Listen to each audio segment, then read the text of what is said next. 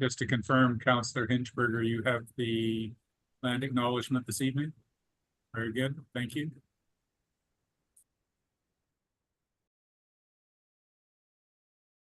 This new function where email programs like to help you by pruning stuff out and putting things in another photo or folder, like a Zoom meeting notice, can sometimes be a little annoying.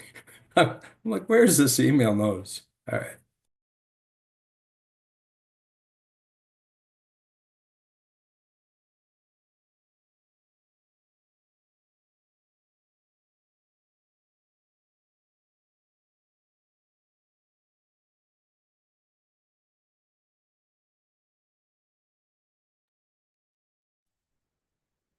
Okay, clerk, is the time? Yes, it is 4:30 right now on my clock. Okay, so okay,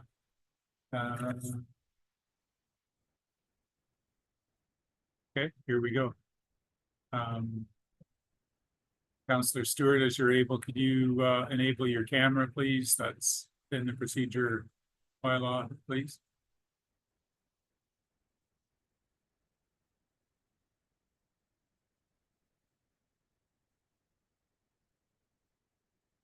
Okay. I'd like to call to order this regular meeting of the Council of the Corporation of the Municipality of Kincardine at 4:30 on Friday, February 12th, 2025 in the virtual chambers of our house. We're all on Zoom this evening due to an impending weather event. Roll call this evening as we begin. Deputy Mayor Clark. Present. Councillor Blackwell. Councillor Blackwell.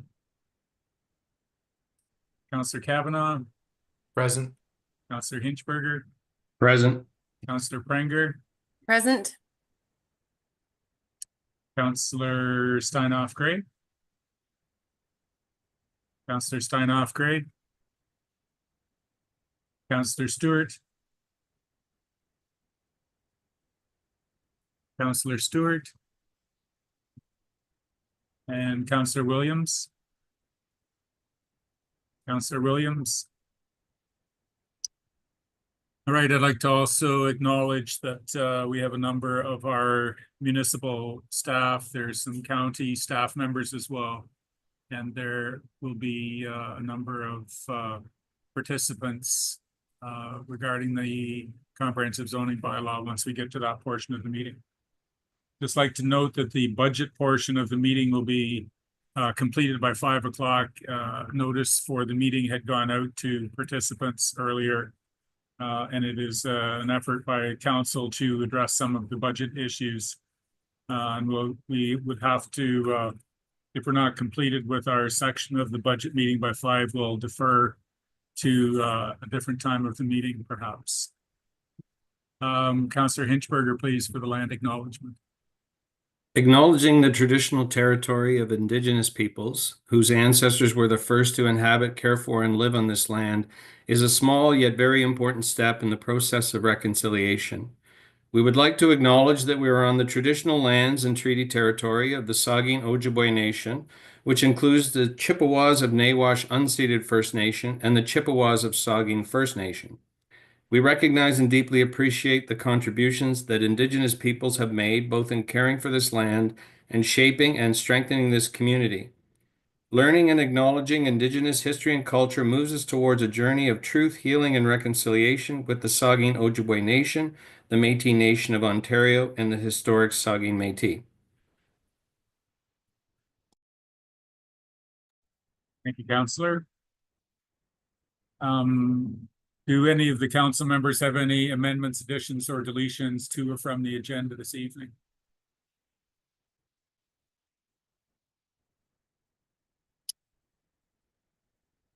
Okay. Once again, I'd remind you to disclose any pecuniary interest now or as it occurs in the meeting and the general nature thereof. At this point, we need a mover and seconder that the minutes of the council meeting held on January 22nd and January 27, 2025 be adopted as printed. Moved by councillors Kavanaugh and Hinchberger. Is there any discussion? All in favor? And that's carried. Thank you. So we begin the budget discussion, and it is concerning for me that we are missing at least 3 of our council members this evening to have this discussion. However, notice was given and I'm not sure where some of the councillors were. I thought we had an extra one on and he's disappeared. So there was one motion that we were dealing with at the January 2027 meeting, and the mover and seconder would like to withdraw this motion and proceed with a new motion as per the agenda that is presented before you tonight. So is it correct to assume that it is the same mover and seconder for that motion? That is correct. Okay, thank you, Councillor. So it's moved by Councillor, moved by Deputy Mayor Clark and seconded by Councillor Hinchberger, that council direct staff to work with Saugeen Mobility and Regional Transport to draft an agreement for a trial of enhanced accessible transportation services in the municipality of Kincardine, as outlined in option 1 of the proposal submitted by SMART on November 27, 2024 for council approval, and that council allocate $200,000 in the 2025 operating budget to fund the trial, with $40,000 coming through in addition to the tax levy, and $160,000 to fund the purchase of the 9-passenger van to be funded via a contribution from the equipment replacement reserve into the operating budget, and that the agreement referenced above include the considerations outlined in the SMART proposal, as well as confirmation of ownership of the 9-passenger van with the municipality of Kincardine, and reporting of trial statistics to assist council in assessing effectiveness going forward. Councillor or Deputy Mayor Clark, would you like to speak to this as we continue? Thank you, Mayor, through you. I will speak to it. I'm going to ask Councillor Hinchberger to speak first. He's done quite a bit. He has been sitting on the SMART board and has done quite a bit of work in terms of looking at where we possibly could fund this from. So if you don't mind, Mayor, I'll ask that Councillor Hinchberger speak first, and if I could speak after. Councillor Hinchberger, please. Very good. So the resolution as written would commit the MOK to providing indirectly via SMART this service only at such time as it chose to approve an agreement that would be prepared. At this time, the resolution proposes to raise and set aside $40,000 in the operating budget, and it identifies the equipment replacement or vehicle or the fleet fund as a source to fund the procurement of the vehicle. And at the present time, this reserve fund has a projected 2025 year-end balance of slightly more than $600,000, with no other expenditures planned to use it this year. So in the scenario where council does not approve the agreement, the $40,000 raised by taxation would end up being a contribution to the operating surplus, and under the standard policy would end up in the capital and contingency reserve at the end of the year. And the, at maximum, $160,000 for purchase of the van would remain where it is in the equipment replacement / vehicle fund. There remains a bit of little work since our last meeting. There remains the ability to reduce the capital cost of the vehicle by purchasing used. SMART is hopeful to be in a position to replace a number of its existing fleet this year, and this would present the option of purchasing one of its remaining used vehicles. Some around the table have expressed reservations about this proposal on the grounds that what we really need in the area is a transportation service that helps not only those who meet the SMART eligibility criteria, which involves the physical inability to utilize conventional transportation, but also those who might, because of their socioeconomic conditions, may not have access to their own transportation.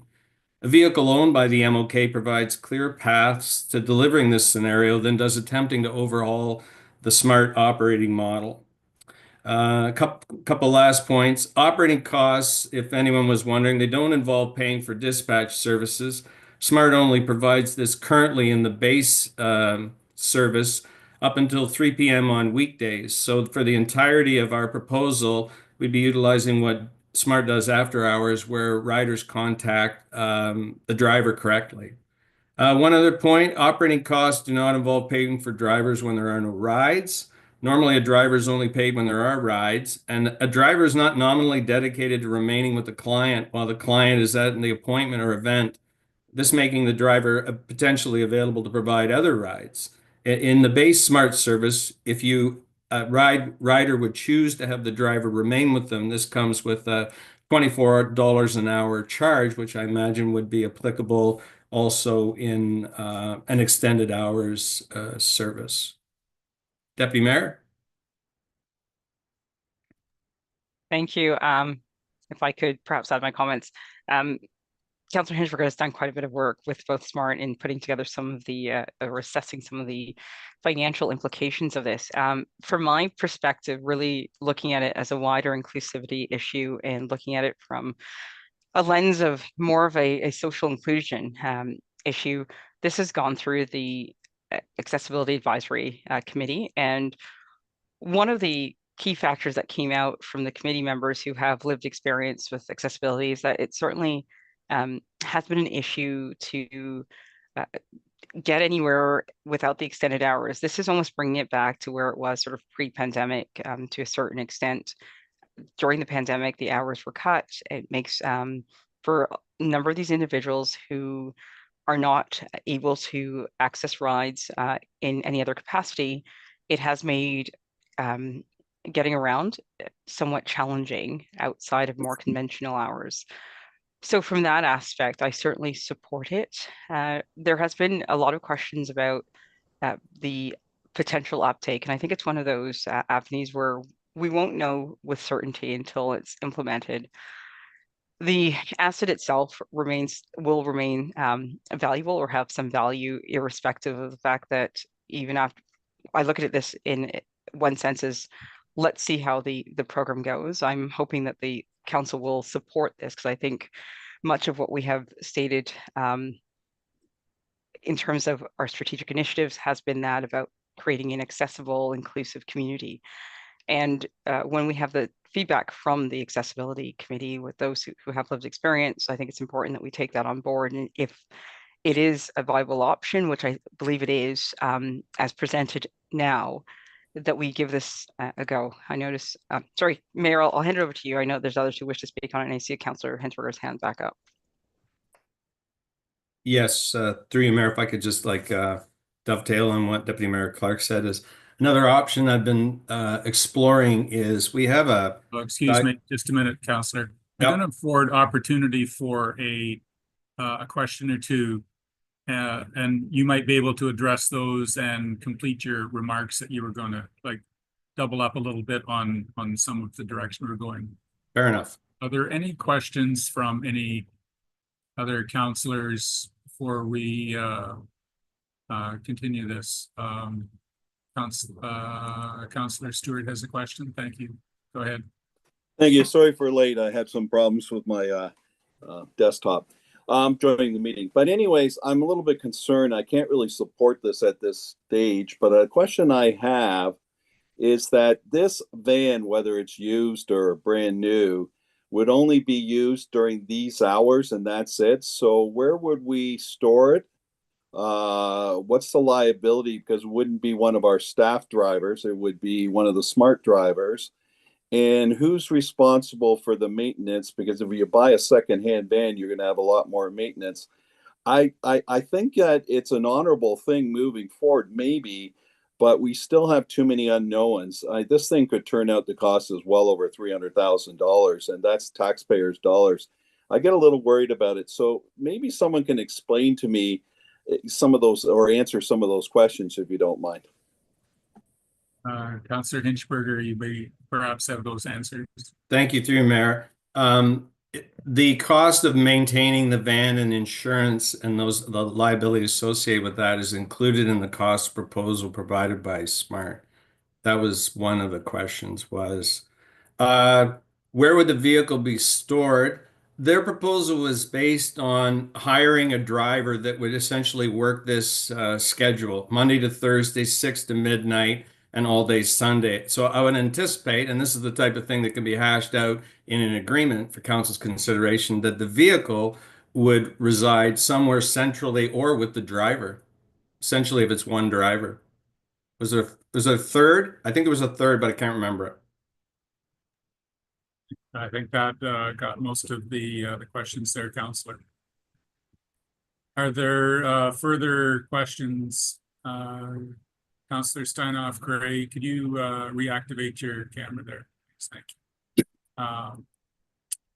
Any further questions from councilors? Okay. Counselor Stewart, another one, please. I worry about, this came from, it looks like the accessibility committee. So I'm not sure what the staff feels about this and taking on this additional responsibility. There's still too many unknown things. Like, we're talking about we need to have an agreement. So, we're putting money ahead before we even have the agreement. I'd really like to see the details in that agreement. I still can't support this at this particular time.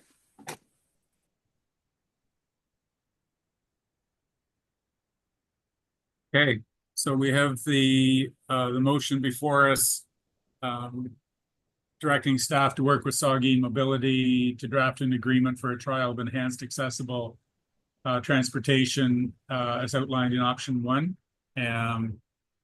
All in favor of that motion, please.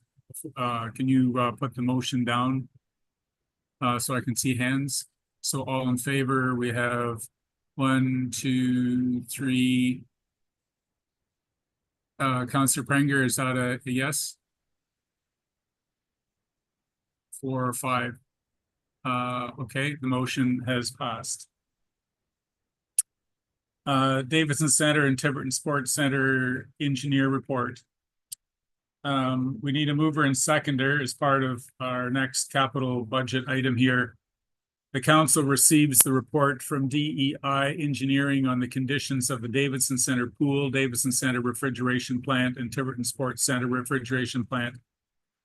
And the council approves the expanded scope for facilities project R127 in the 2025 budget in the amount of $440,000 for a total project cost of $765,000 funded by the Life Cycle Reserve to replace additional refrigeration components at the Tiverton Sports Center in accordance with the engineering recommendation.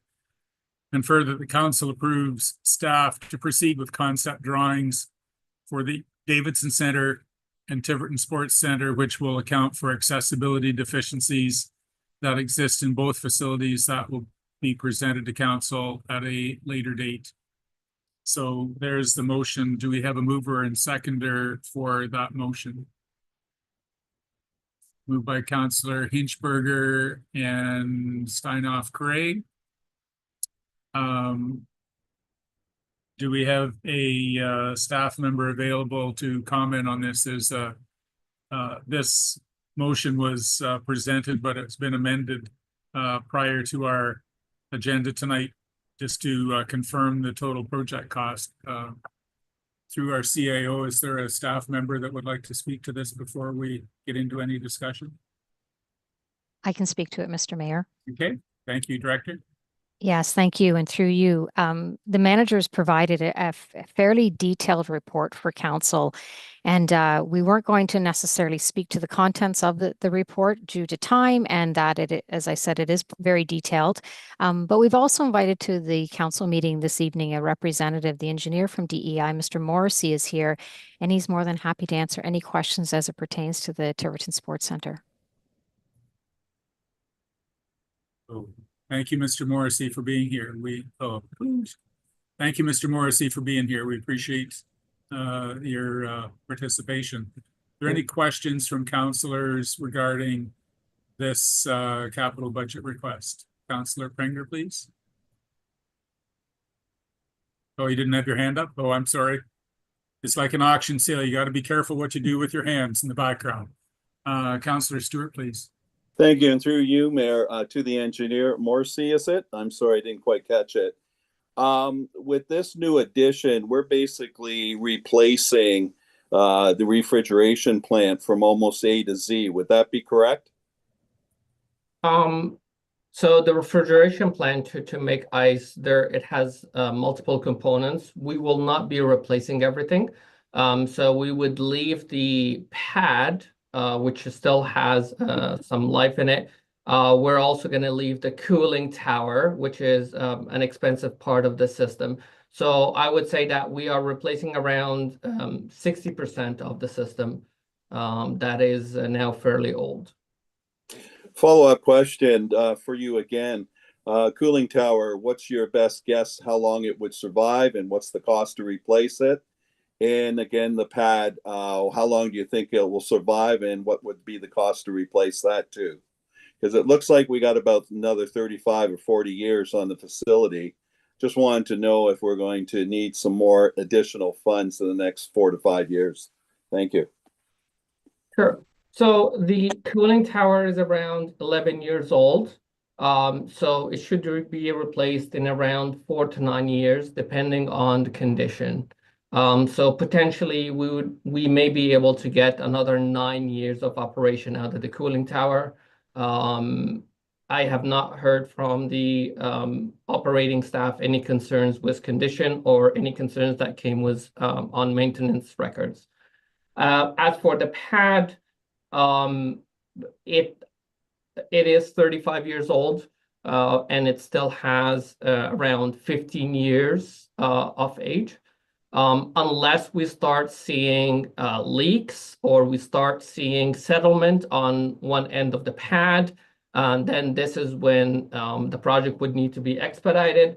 But with the best information that we have now, our estimate is around 2029 to 2034 for the cooling tower, and the cost would be around $400,000. And for the pad replacement, our best estimates around 2042, and the cost would be $800,000. Of course, that cost is today's cost, does not include inflation factors.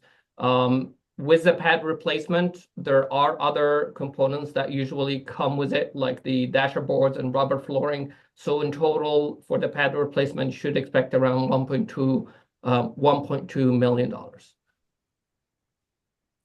Councillor Stanoff Gray, please. Thank you through your chair. Yeah, I actually, that was one of the questions I was going to ask, even on the scope of work that we're taking on. Obviously, I'm very much in favor of doing what we need to keep this building up and running, because I believe the costs are significantly less to restore what we have than to build net new.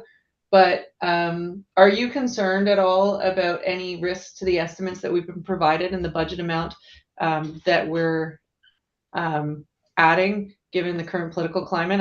I'm not sure whether any of the tariff discussions are going to impact the current scope of work, not thinking future scope. Absolutely, that's definitely a risk. We don't know what the tariff percentage would be, and we don't know what the tariffs from the Canadian government will be on the equipment, and we don't know what's going to be included and what's not. So yes, this is definitely a risk. Councillor Hinchberger, please.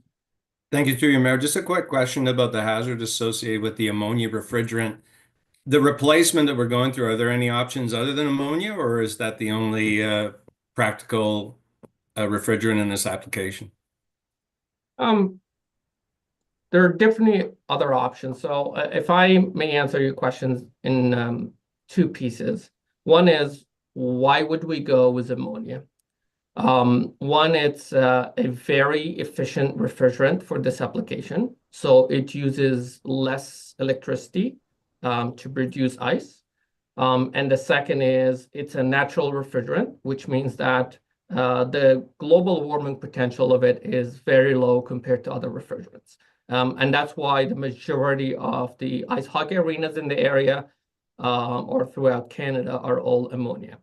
As long as it's operated well, maintained well, and replaced on time, not exceeding the life cycle, it should be safe enough. Of course, the operation team needs to be educated to be able to operate it. Is there other options? Yes. There are other options. However, they are more expensive and they have a lower operating efficiency. So they use more electricity. Thank you. Councillor Stewart, please. Thank you, and thank the engineer. He's been more than informative, and it was a good choice, Jane, to bring the engineer on. One thing I would like to ask through you, Chair, if we could separate this motion. It seems like we have a lot of emotion here, and I'd like to take maybe just the first part, the capital project for the Tiverton Arena, and then the second part, I'd like to maybe have a separate motion, because the two of them aren't quite joined together. There's still one thing missing in that second motion, which would be our report from BM Ross.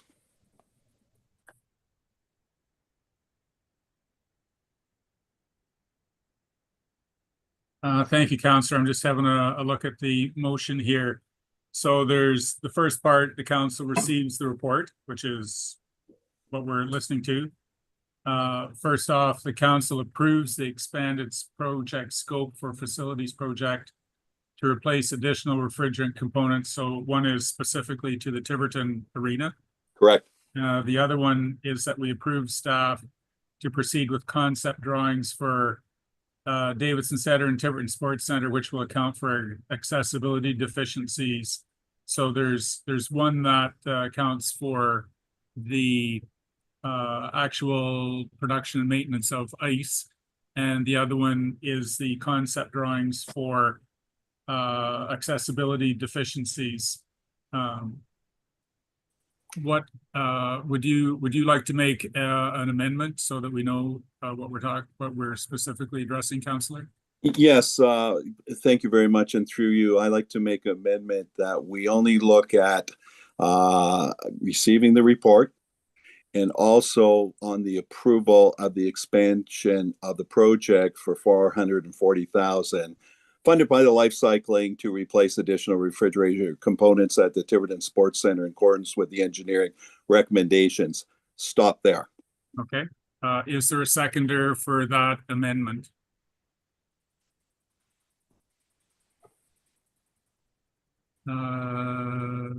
Seeing none, we will be addressing them both together. Apologies, Chair. Just to I'm interrupt, sorry. I believe the clerk has their hand raised right now.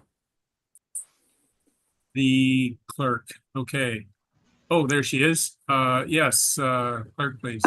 I was going to say, without an amendment, you could look at the separate parts of the motion. So you could vote on that council receives and that council approves, and then you could vote on that other part separately. So you can separate a motion without an amendment.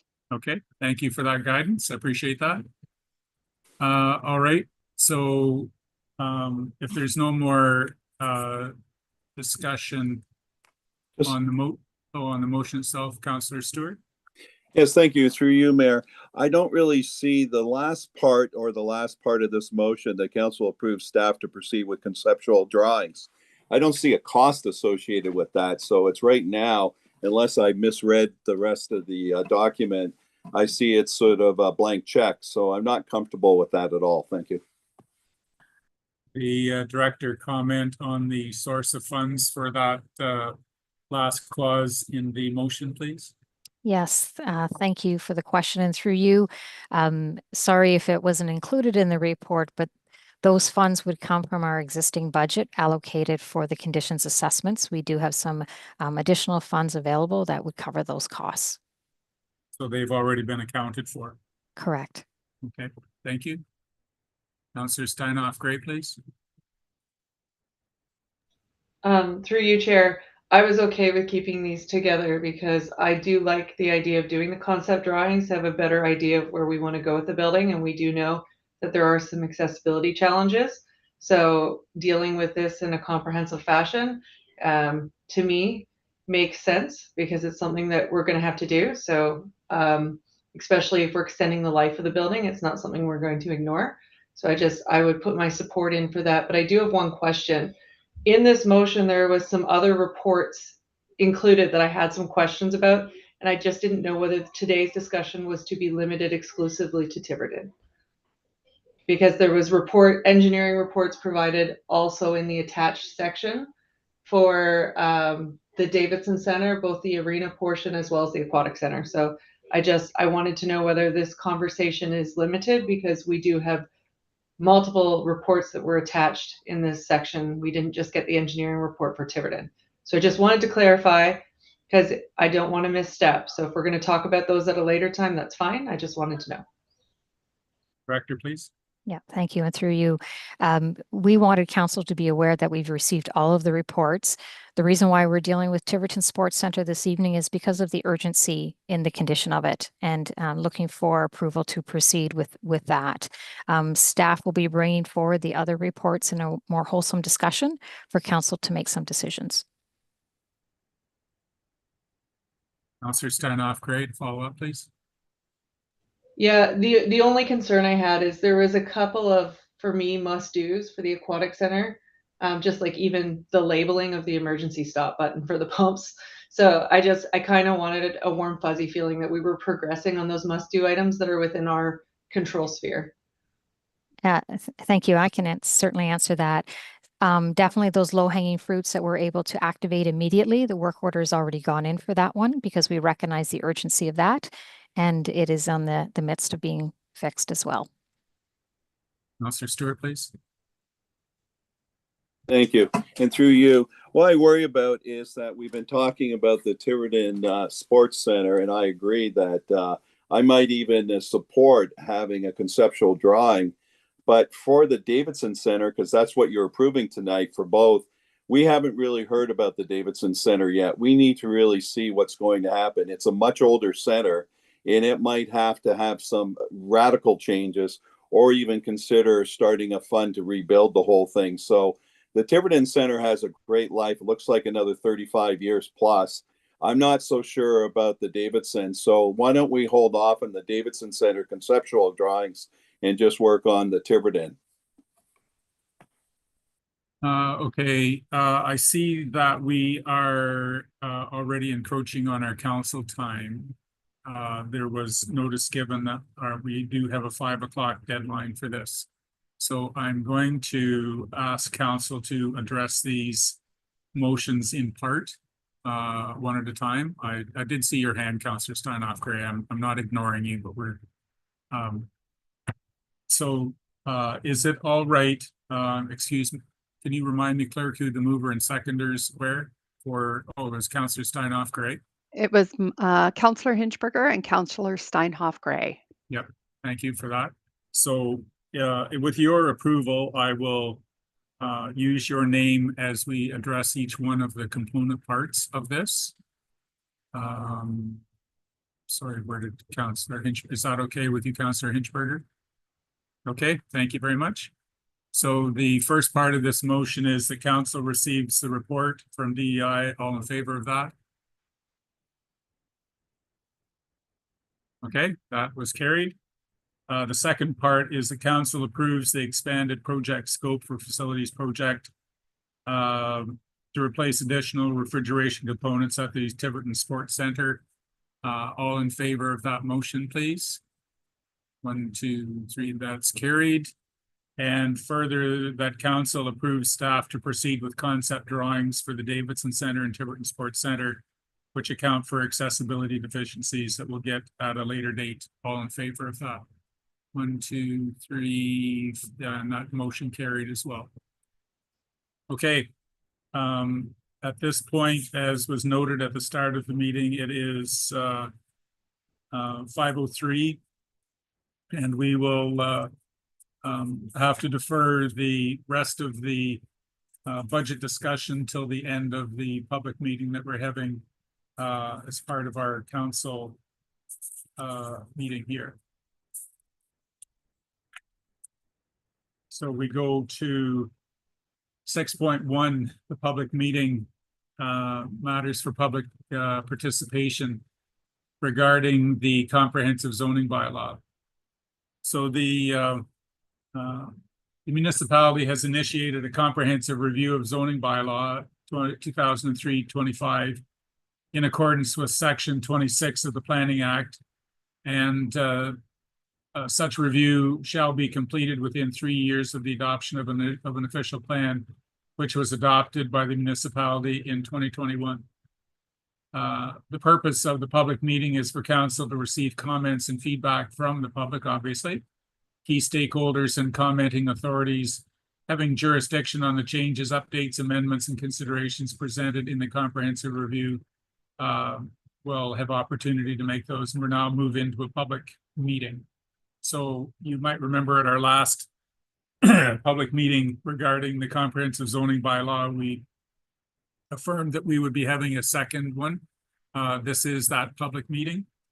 So we need a mover and seconder that the council of the municipality of Kincardine hold a public meeting in accordance with Section 34 of the Planning Act, comprehensive zoning bylaw for the municipality of Kincardine. We need a mover and seconder for that motion, moved by Deputy Mayor Clark and seconded by Councillor Kavanagh. All in favor? And that is carried. So now I'd like to declare the public meeting open, and we will ask our staff to present the application. So I call on Manager McNabb to fill us in, give us a summary of the proposed zoning bylaw, the progress, where we are in the process. Manager McNabb, please. Thank you, sir. Mayor, can you hear me okay? Yes, you just came online. Very good. Excellent. Yes, thank you. This is the second meeting that we're holding in hearing for the comprehensive zoning bylaw and the updates. This was brought to council on January 22nd, and it was re-released to the public for comments due to some changes that were brought back and incorporated into the updates that we felt would be important to have a secondary public meeting to go over these changes, particularly around environmental protection zones and some of the other definitions and wordings that we've also received comments on. I have a list, and also I have our consultant, Mr. Nick Bogart, is also online today to speak to any comments we received. And we have received about, I got a half a dozen in front of me, and a lot of the comments do relate to the environmental protection zones.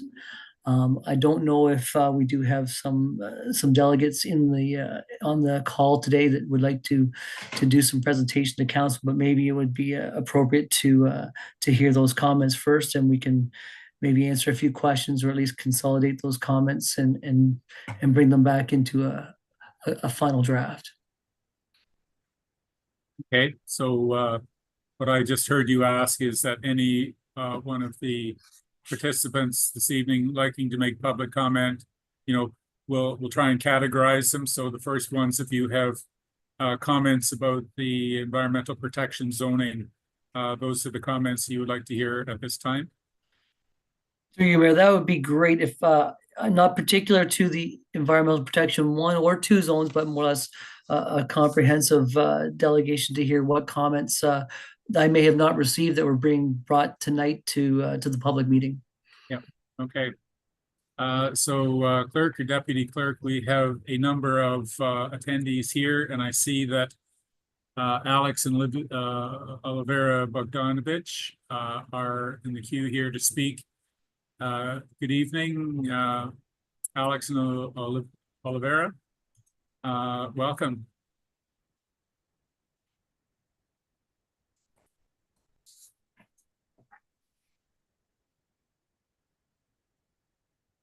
Sorry, we can't hear you at this point. There we go. There we go. Hello there. Hi. Welcome. We won't take too much of your time. I guess we understand that there's going to be a 2-tier EP zoning now, EP1 and EP2. And I guess just kind of what we wanted clarified was we bought a piece of property under, like when we purchased it, it was PD. So now when you plan for development, we understand that you have to go through certain studies and everything regardless. So now that it's going to be EP2, you have to go through the same studies. So my question is, the terminology is changing, but I guess when there's EP in front of it, it just seems more restrictive. as being zoned EP. So I just want to know exactly what the difference is, the difference between them is, and if it's gonna set us back in any way, knowing that we bought the property under the pretense of it being PD. Manager, please. Yes, thank you, Mayor. Yes, you're correct. There was definitely some challenges that we've came into with the comprehensive zoning bylaw aligning with the official plan that was done in 2021. With that was the expansive coverage of the EP zones that the zoning bylaw was directed to align with when we did our comprehensive review. A lot of the lands that were zoned R1 or zoned PD were natural heritage or natural heritage features, which is a wooded area, and those were captured in the official plan as environmental protection. With this development, we recognize that there was numerous lands that would have had previous different designations, such as R1, but yet you had a natural environment or a natural heritage feature on your property, which would now have been captured as environmental protection under the official plan. And one of our issues that we have to apply is align our zoning bylaw with our official plan. So in doing so, we looked at what opportunities we could come up with to help address these issues, knowing that we do have residential zones that were purchased, planned for development, and now we have environmental protection layers on top of them. With that, we did implement or have put forward an environmental protection 1 and a 2. 1 being more restrictive and 2 being less restrictive. Number 1, requiring a conservation approval plus any adjoining studies, whether it be an environmental impact study and so on. With those studies, it doesn't necessarily prohibit development, but it demonstrates that you are developing within the good practice of environmental protection and in taking into account all those natural heritage features before we go through with development. Same with environmental protection 2, not as restrictive, not necessarily requiring conservation approval, but it would be required to have approval from the county. Once those studies and approvals are in place, the intent, and this is again to be brought back at a final draft, so it's definitely not implemented as of yet, but the intent would be that if you did receive your approvals and studies for the Conservation Authority to approve that development, the boundary adjustment would reflect that. So if you had an adjacent boundary that was R1, you would assume the abutting boundary adjustment, you would assume that zoning. So it's hard to explain what impacts it has directly, but I know with what we're trying to do, I can't speak exactly to your proposal at your subdivision currently, but I know that with the subdivision and the environmental impact studies going forward, that's a very similar process that we've taken to address new properties that would be subject to those EP lands. Okay. And just to reiterate a little bit, so the whole point of this rezoning, the EP1 and EP2, you said that was because of the PPS study, the provincial policy statement. So you're just kind of enforcing that. So I guess what was the whole reasoning for this rezoning? Not the PPS. PPS forms, sorry through you, Mayor, PPS forms another branch of this whole project. The official plan that Kincardine adopted in 21, that's the basically the guiding principles for the municipality, and the zoning bylaw implements those guiding principles as law. So that's how it kind of works there. Through the official plan gets adopted, then your zoning bylaw gets passed, reviewed, and it implements those guiding principles, all while keeping in line with our county official plan, as well as our provincial planning statement. All those moving parts have to kind of align. It's difficult, but the landscape for planning has changed dramatically over the last 2 or 3 years, and we're just kind of trying to align everything in as best we can, namely going with the official plan, which is the primary document, and then we have our county official plan as well. So will the county and the town, will they perceive EP2 the same way that they perceive PD? I'll have to get Nick to speak to that one, and possibly the county. I don't have the answer for you on that one. Nick, are you online to respond to that question? Yes, thank you, Mr. Mayor. In regards to how the the EP2 would be treated, and if that's similar to a PD, it is similar, just in that you mentioned just the study requirements. If you're doing a development application, that the boundaries would be adjusted if there's environmental studies done to provide more information about the area. So in that sense, it is similar to a PD, but it's a little different in that it also recognizes the environmental features on the property. So I guess you could think of it as a bit of a hybrid between the two. Okay. So certainly, we're pleased to receive your comments tonight. It informs council as to the concerns that our residents have, and it does not minimize the conversation that you are able to have between our planning and development staff. Though this is the public meeting, it does not mean the conversation stops. And certainly we would encourage yourselves and any other presenters tonight to, it's only a phone call. Sorry about this, manager. It's only a phone call to confirm or to tie down some more of those details. So thank you so much for asking that question this evening. We're glad that you are taking part in this public process. Thank you. I have one last question, sorry, and then I'll be finished. No, absolutely. That's why we're here. Submitting a draft plan approval for developments, if you were to submit it now, would you be following the old zoning? Or like at what point is this taking effect, I guess is my question, and applications for developments? Yes, sir. Yes, if you submit it now, you're subject to the current regulations that are in place. Knowing those changes are coming forward.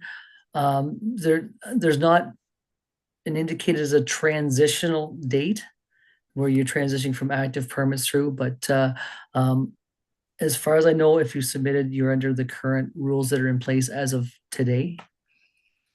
And now I don't know, Nick, if there's a transitional period from implementation of the new comprehensive zoning bylaw with respect to the previous zoning bylaw. Usually once it's adopted through council, I do believe there's an appeal period. And then once that's gone through, then that is now in effect.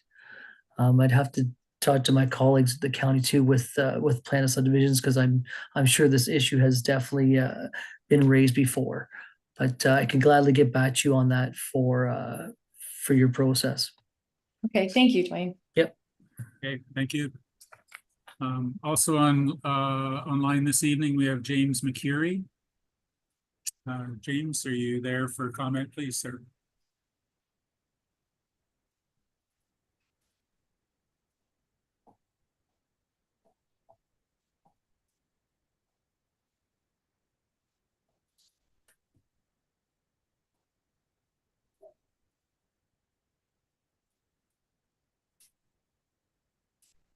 Is James there for comment, clerk?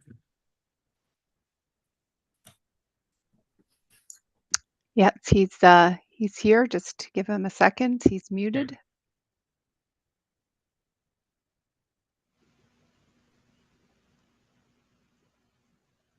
Not sure if you have video and audio on me or not, Mayor. Yes, we can hear you, James. Your camera is not activated, but we can hear you loud and clear. Go ahead, sir. Well, let's see if I can get the camera to work. How does that sound? My apologies. There we go.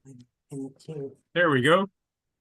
So first off, there's actually my wife and I are making two separate presentations tonight. So you also have an application from Allison Cook. She'll also be working through the same computer. It just made sense to us to do a presentation on one laptop instead of trying to utilize two for crosstalk and other reasons.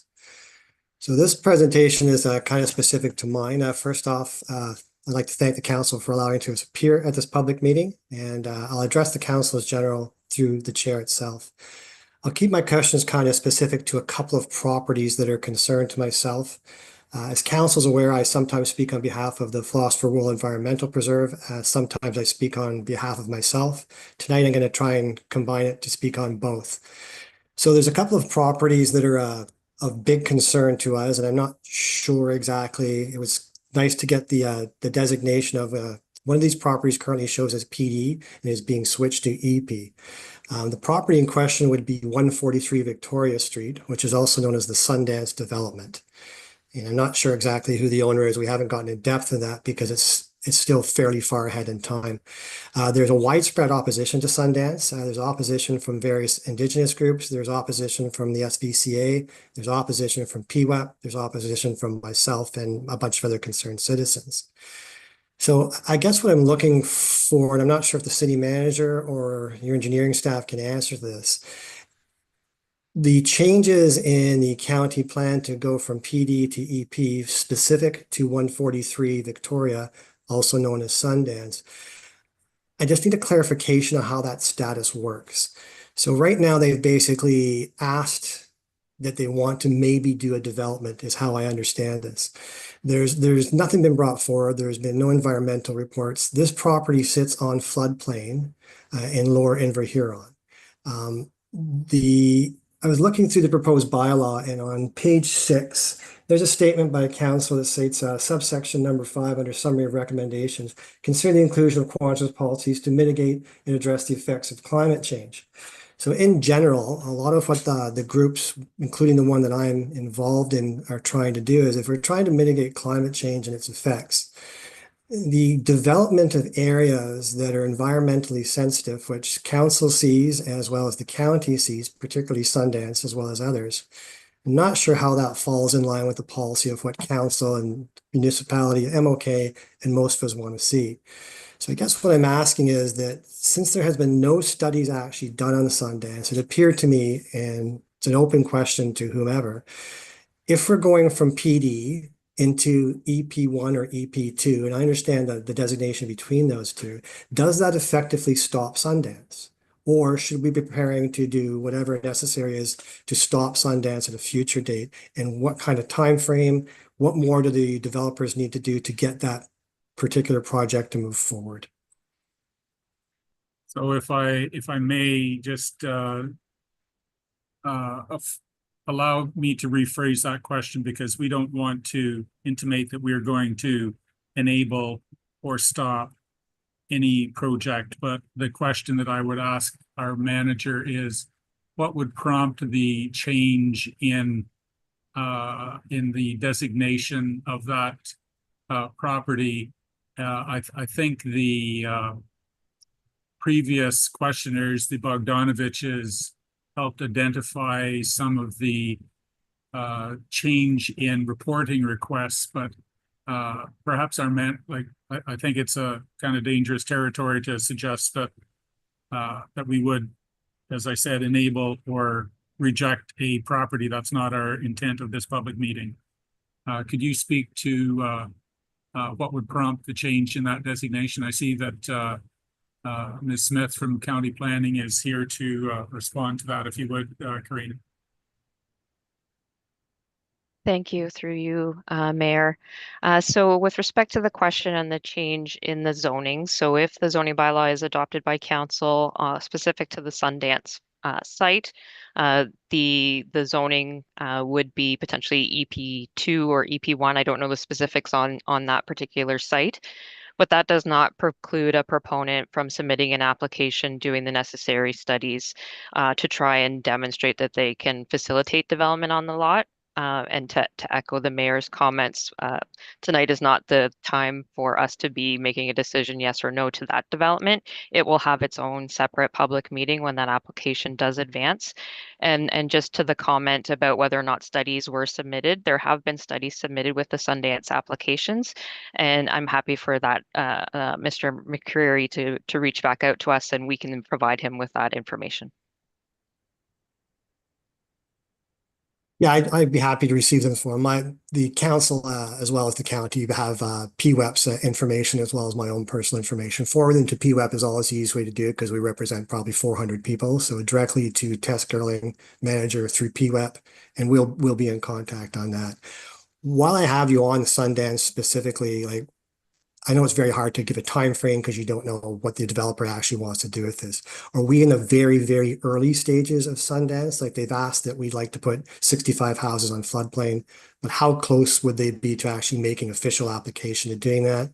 How long would it take before we're doing a specific public meeting to Sundance? If you can answer that. So I thank you for posing the question, but that's not the purpose of our public meeting for the comprehensive zoning bylaw this evening. It is to address, proposed changes or ideas like that, Mr. McCreary, and it's not to comment on the stage of any other development. Those details are available on the county planning website. So it is a question that's just kind of outside the scope of the public meeting of the comprehensive zoning bylaw. Well, I'll reserve my difference on that, Mayor Craig. Yep. No, Part of the problem is that Is there another question, Mr. McCreary? Yes, there is. Okay. And a comment specific to what you just stated. We have sent multiple letters to yourself, to your offices, to the MOK, to Bruce County as well. We've asked for clarifications on certain things, and we've had zero response from your offices, from MOK, or from the county. Ms. Gerling, on behalf of PWEP as its manager, has sent planning designations for what we'd like to see the land delegated and designated as under the official plan and under the bylaw that will help change that official plan. She sent your offices letters in November of 24, in January of 24, and again in February the 5th of 25. There's been no response directly to PWEP, to her, or to anyone else within our organization. So it's fantastic that you can reiterate or mention that you need to talk to county on some of these things. My understanding, you can correct me if I'm wrong, is the bylaw gets approved, that becomes part of Kincardin's official plan, then it goes to county. The ability to argue your point of view before a county board, as you well know, is far more difficult than it is before MOK or a regional meeting or a council meeting. So to say that we have the ability to go forward and question and put our concerns forward, if those concerns are not being addressed, like there's 3 different dates, 3 separate letters. We've had nothing from your offices, Mayor. We've had nothing from MOK, and we've had very little from the county. There's also letters that have gone to Jack Van Dorp of county, and I know you're not going to address what Bruce County does because you're not them. But since we have county reps, it seems to me a little bit of a show of hands at a poker game when you're saying that you have the ability to comment in a public meeting, send us information, send us specifics on what we want, and we send specifics and then get zero response. How would you address that, Mr. Mayor? I know that our manager and also the senior planners at the county have indicated that the comprehensive zoning bylaw is not the time to change the OP designations of Inverhuron. Manager, would you like to comment on that, or have I missed the gist of Mr. McCreary's question? Manager, please. Thank you. Through you, Mayor Craig. My name is Monica Hello, Morris, and Monica. sorry, were you going to Dwayne? Yeah, no. You're quite able to answer the question too. Oh, sorry. Just manager. I am the land use planning manager for the County of Huron. So when I heard the term Bruce. manager, I jumped right in. The manager of Bruce County, excuse yes. me, not Huron. Oh gosh, Excuse me. that's my old job. I thought after 3.5 years I would have gotten rid of that. I'm sorry. I'm the land use planning manager for Bruce County. Planning and development, and I'm one of the main project leads for the Bruce County official plan. And I could speak to that we have received comments from a number of people regarding requested changes to the land use designations in Inverhuron. We're currently reviewing those requests, reaching out to neighbors to evaluate whether those changes would be acceptable to the landowners affected. And we have been in contact with Tessa Gerling, and I'd had conversations with her. At this time, we're still reviewing and making contact with neighbors. And to answer the question about the order of operations for amendments, as the manager had mentioned earlier, the zoning bylaw implements official plans. So it's not the zoning bylaw that comes first. It's an official plan that comes first. And the official plans are nestled in a hierarchy, as he also referred to. So if a land use designation were to change, the best first place for that change to happen would be in the county official plan, because the county official plan provides settlement area designations. Then the local official plan to be updated to reflect that change, and then the local zoning bylaw. So if the comment is, why isn't a change being made to the local zoning bylaw first? It doesn't fit that order of operations. That's not the question at all. I appreciate your comments, Ms. Morrison, but that's not the question at all. The question is, we understand how the process works. The county directs necessary changes based on the overall county and its needs. Then it goes to MOK, and then we do the process that we're in tonight, which is create a bylaw to move those changes forward. There's lots of changes in the Bruce County official plan and lots in the MOK plan that would support it that we like to see. There's lots of lands that were formerly PD that are going to EP1 or EP2, which allows us a lot more to it. Part of what my comment was directly to the mayor is that we're putting forward suggestions on designations. We've gone to the county first. I'll give a very brief one. That when we tried to do it with Tidman, it had already been approved, and we were told that we don't have any ability to speak before the county. And this is County Bruce that I'm specific to. So I'm misunderstanding how the process works with the different tiers. It's county, in this case, MOK, and then the bylaw to support what MOK is putting forward. So the reason we're speaking tonight is it's one of the few opportunities that a common tax-paying citizen such as myself have the ability to voice concerns that the vast majority of people within this hamlet area, and we like to call it a hamlet area, are opposed to wide, large-scale development. You and I have never met. Very briefly, I'm a construction boilermaker by trade with 43 years field experience. I'm the guy who's traveled from province to province across the country for the last 4.5 decades, producing all types of particular power, nuclear power, conventional power, whatever. I'm the transient workforce that you're trying to bring to the area by enhancing your housing abilities. So we're not opposed to housing.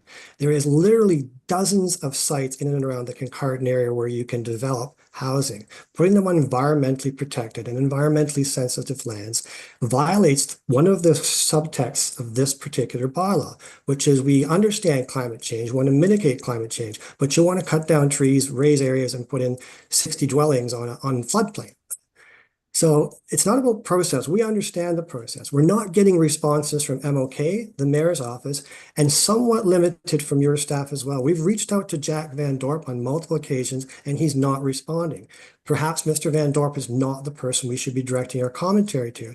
And if you can enhance our ability to bring forward our points of view by telling me who specifically at the county level we should be directing this to, we'd greatly appreciate that. Mr. McCurry, thanks for your presentation this evening. I will yield. That's my 5 minutes. I'm sure there's other people in line. Thank you, Mr. Mayor. Thank you to the council. Clerk, I don't see any other attendees with their indicating that they would like to make a presentation. Do you have a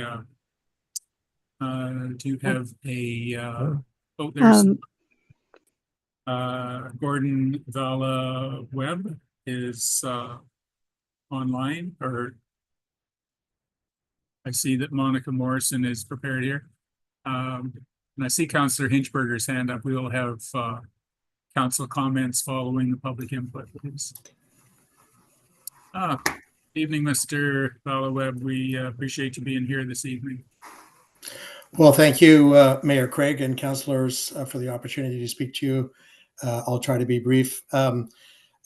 We've already heard about the hierarchy of the Bruce County's official plan, which sets as one of the goals to maintain the small community environment.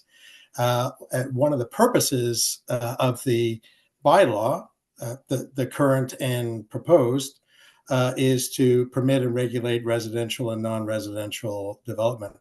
I'd like to point out, however, that the term residential, which is absolutely core to the zoning bylaw and determining the purposes of permitted land use, is never defined in the bylaw. And in fact, 20 other definitions rely on it. And so my point would be, first off, that there's, well, as your own consultants pointed out, quote, definitions play an important role because they provide users with clear and concise definitions. They allow for the zoning bylaw to be more prescriptive. So first off, I would say there's a major gap in the way the bylaw is currently constructed and drafted in having such a key definition that's not included. And I'd like to point out one of the consequences of that is one of the issues, which is a very hot topic, goes back to the housing question, the question of so-called short-term rental accommodation. I just ran the numbers and looked at 4 different websites. There's 430 properties listed in Kincardine that are available through for hire for tourists and occasional visitors. And the problem by not defining residence is that there is some confusion as to whether or not, particularly ghost hotels, those are properties that are owned by external investors. There is actually no one living on the property, and they have a rotation of people with luggage and cars coming in and leaving the neighborhood, and they're very disruptive, as you probably know, to the community, and they also soak up a lot of housing capability. There's lots of jurisprudence around the definition of residence. Not surprisingly, this has been dealt with many times over, including by the OMB. There are superior and federal court decisions. And to quote Professor McCraig, who did a summary of the jurisprudence in this matter that was prepared for and published by the Department of Justice here in Canada, the term residence excludes tourists and casual visitors to a place. So I guess I would just close by saying I think there's a major gap in the bylaw by not providing a residence definition of residential. And one of the immediate impact is that you're permitting the operation of these ghost hotels by external investors, which are soaking up housing and disrupting neighborhoods. And I would call upon the council to remedy that situation. So happy to answer any questions if you have them. But thanks for taking the time to hear me. Okay, thanks very much, Gordon. Appreciate you being here tonight. Thank you. All right. You see on our list here, we have Nancy Mickey, who is ready to make a presentation. Ms. Mickey, please.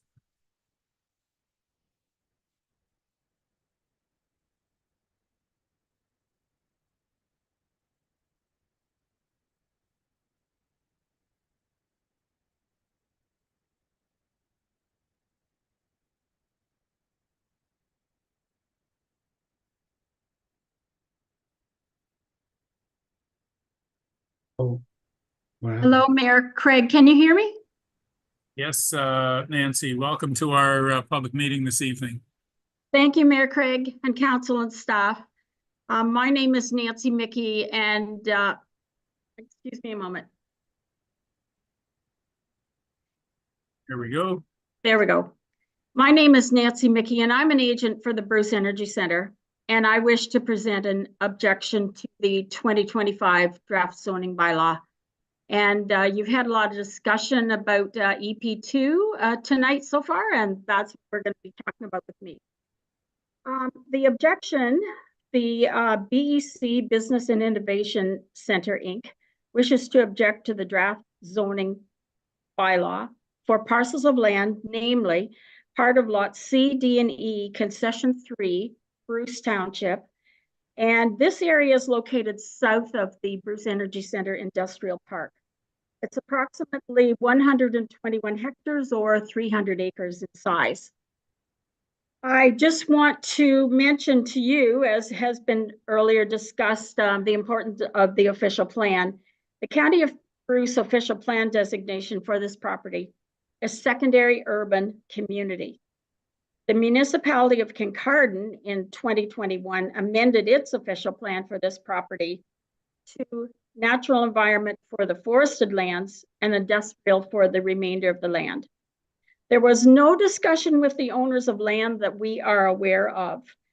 The area shows as solely secondary urban community on the interactive mapping for the whole parcel and the draft County of Bruce official plan mapping. So therefore, there is a difference between the County of Bruce mapping and the mapping of the Kincardine official plan. The subject land has the current designate or zoning of ECI 1-A-H, Energy Center Industrial Light and EP along the watercourse. The property was assigned this zoning in 2017 under bylaw number 2017-081. The zoning in 2017 was assigned without knowledge of the beneficial property owner, being the BEC Bruce or Business and Innovation Center, Inc. The mapping on Schedule A of bylaw 2017 does not conform with the legend on Schedule A, which makes it very difficult and very confusing. Prior to that, the property was zoned ECI, Energy Center Industrial. Now in the new draft zoning bylaw 2025, part of the ECI 1-A-8 area is proposed to be zoned EP2. The proposal is to change the zoning to EP2 for the forested lands, which will require an environmental impact study in the future to allow development. And that is set out in section 41 of the draft document. The EIS studies are very time consuming, being over a period of at least 1 year for review. And the costs for this parcel, approximately 300 acres of land, usually they want to do the whole parcel, would well exceed $100,000. The proposed draft zoning change will cause a financial loss in the value of the land for the owner. The land is currently valued at $500,000 per acre. And should the draft zoning be approved, it will decrease the value of the parcel and leave the owner in a position to claim for damages against the municipality of Kincardine for the loss. And therefore, we will assume that the municipality will be purchasing that portion of the property that is set out as EP2 and the portion of the parcel that is restricted from public road access. Please understand, this proposal is not acceptable to us. The owner of the land hereby states that they wish that the property be reverted to the original zoning, the Energy Center Industrial, which was the zoning at the time the property was purchased from Ontario Hydro. The current zoning allows Energy Center Light Industrial. We feel the light industrial is too restrictive for future development, and we would much prefer to have heavy and light uses for the property. So in conclusion, we hereby request that the Council of the Municipality of Kincardine review, give consideration to, and support our request that the zoning for this property revert back to the Energy Center Industrial zoning assigned to the property prior to 2017 and not proceed with the zoning change for the forested lands to EP2. And that is due to the following reasons. Number one, the use of the property for development will be severely restricted. And number two, the EIS study will be very costly with risks for development involved. And number three, the EP2 zoning will drastically reduce the value of the land, causing a significant loss for the owner. That is my presentation to you. If you have any questions, I'm here online. So thank you very much for your time. Thank you, Nancy, for making that presentation this evening. I'd refer to our manager, Dwayne, for comment, or if there's an explanation, or maybe it's just a acknowledgement that there be a conversation with Ms. Mickey going forward. Yes, sir, Your Mayor, and definitely I intend to speak with Ms. Mishi there this weekend anyways, or at least first part of next week. But just checking with that, I'm looking at the property on my map here, and I do believe that change, Nancy, is directed straight from the official plan in direct alignment with the official plan change. I think that's what my map's showing here. Nick, you probably have the same thing up on your screen too. But I think the zones that had the natural environment or natural heritage features would have went to environmental protection under the official plan, and we aligned with that.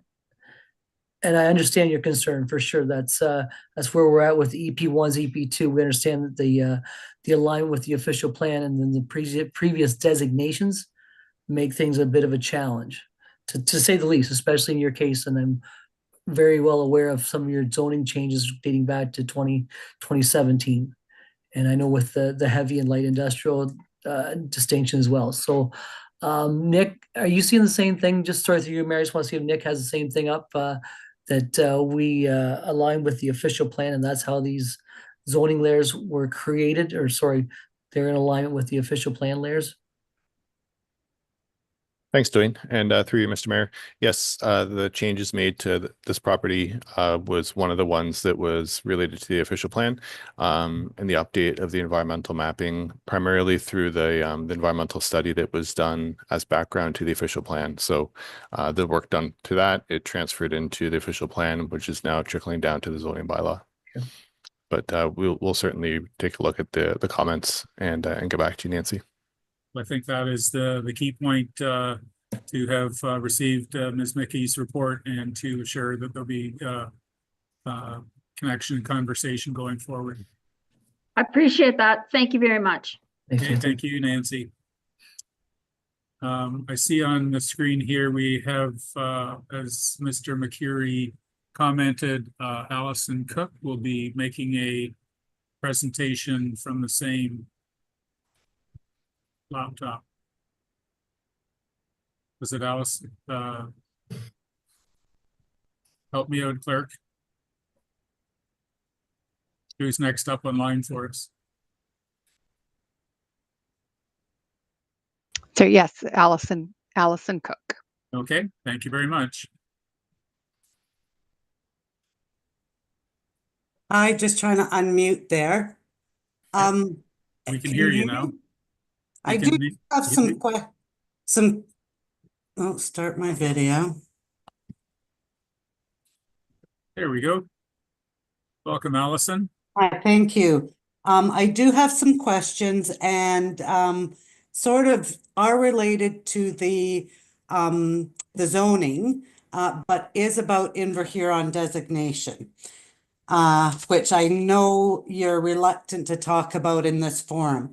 So you did get a report from MHBC back in July 22, and they did recommend that there was the R1 designation would be rural and hamlet.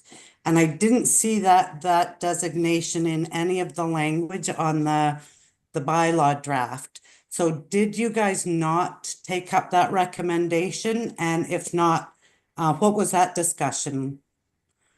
Just so I can understand why you wouldn't have had hamlet designation in your zoning, your R1 zoning. And I think it's about page 9 of that July 22 initial report. Yep, manager, please. Recommendations. Yep, Dwayne.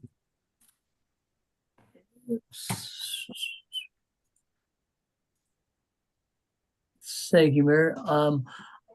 Unfortunately, I don't have that report in front of me. I can only speculate that with the hamlet designation through a county process, through the county official plan to designate secondary and hamlet urban boundaries. I don't have unfortunately, I don't have the information on why that was brought up in discussions, or what the outcome was that, or what was decided on that report. Okay, well, the report just recommended that in order to be in alignment with the county designations, you add the R1, so you'd have your R1 zoning in the town, and it could be further divided as either hamlet or rural, just to sort of indicate the special considerations for those small unserviced communities. And I just wanted to know why that was not implemented, but if it wasn't discussed or it was not. It was a lot of recommendations. I do appreciate that this is a huge job to take the county, the provincial, and then sort of fine tune it into bylaws. So it's a big job. If I may, Allison, just a moment. I know that Monica is online from county, and I'm not asking her to answer the question, but there are other questions that have been directed towards county planning to Jack Van Dorp about the status of some developments and the progress. And I'm wondering if, Monica, you could put that on the list of questions if there is a, I'm not asking you to research an enormous library, but if there's a quick answer to why the rural or the R1 designation was amended, that would be helpful for this discussion too. Well, it was a recommendation that the town of Kincardine do it, and that, I have the actual title of the report here. It was the initial review report done by MHBC in July of 22, or July 22, 2022. Okay, thank you. So that was your first sort of the beginnings of this whole process. Anyway, and then also, so back to county, the county designations. I want to sort of understand who represented, when all of these communities were allocated their designations, who was representing, I guess the Inver-Huron community. So did a council, Kincardine council member, are they a part of that county process? Manager, please. Get us started on the conversation. You might have to refer it to someone else or yeah. So yes, I may have to defer that one to the county question for that one. I don't know if it's Monica, Karina, but sorry, my apologies. Karina, Monica, please. So when working on a new official plan like we are now with the county official plan, we definitely do consult with local municipal staff and their councils. And so, but I think your question, Ms. Cook, is regarding many years ago when Inver-Huron was first identified as a settlement area. And my experience with the county doesn't go back that far. So I wouldn't be able to answer that question off the top of my head. Well, I'm thinking about this current designation because Glams and Burvey, they have hamlet designations, and they're basically houses with a road, the same way that Inver-Huron is houses with a road. And we have probably more houses than those Underwood, Glams, those communities, but we really have equivalent services.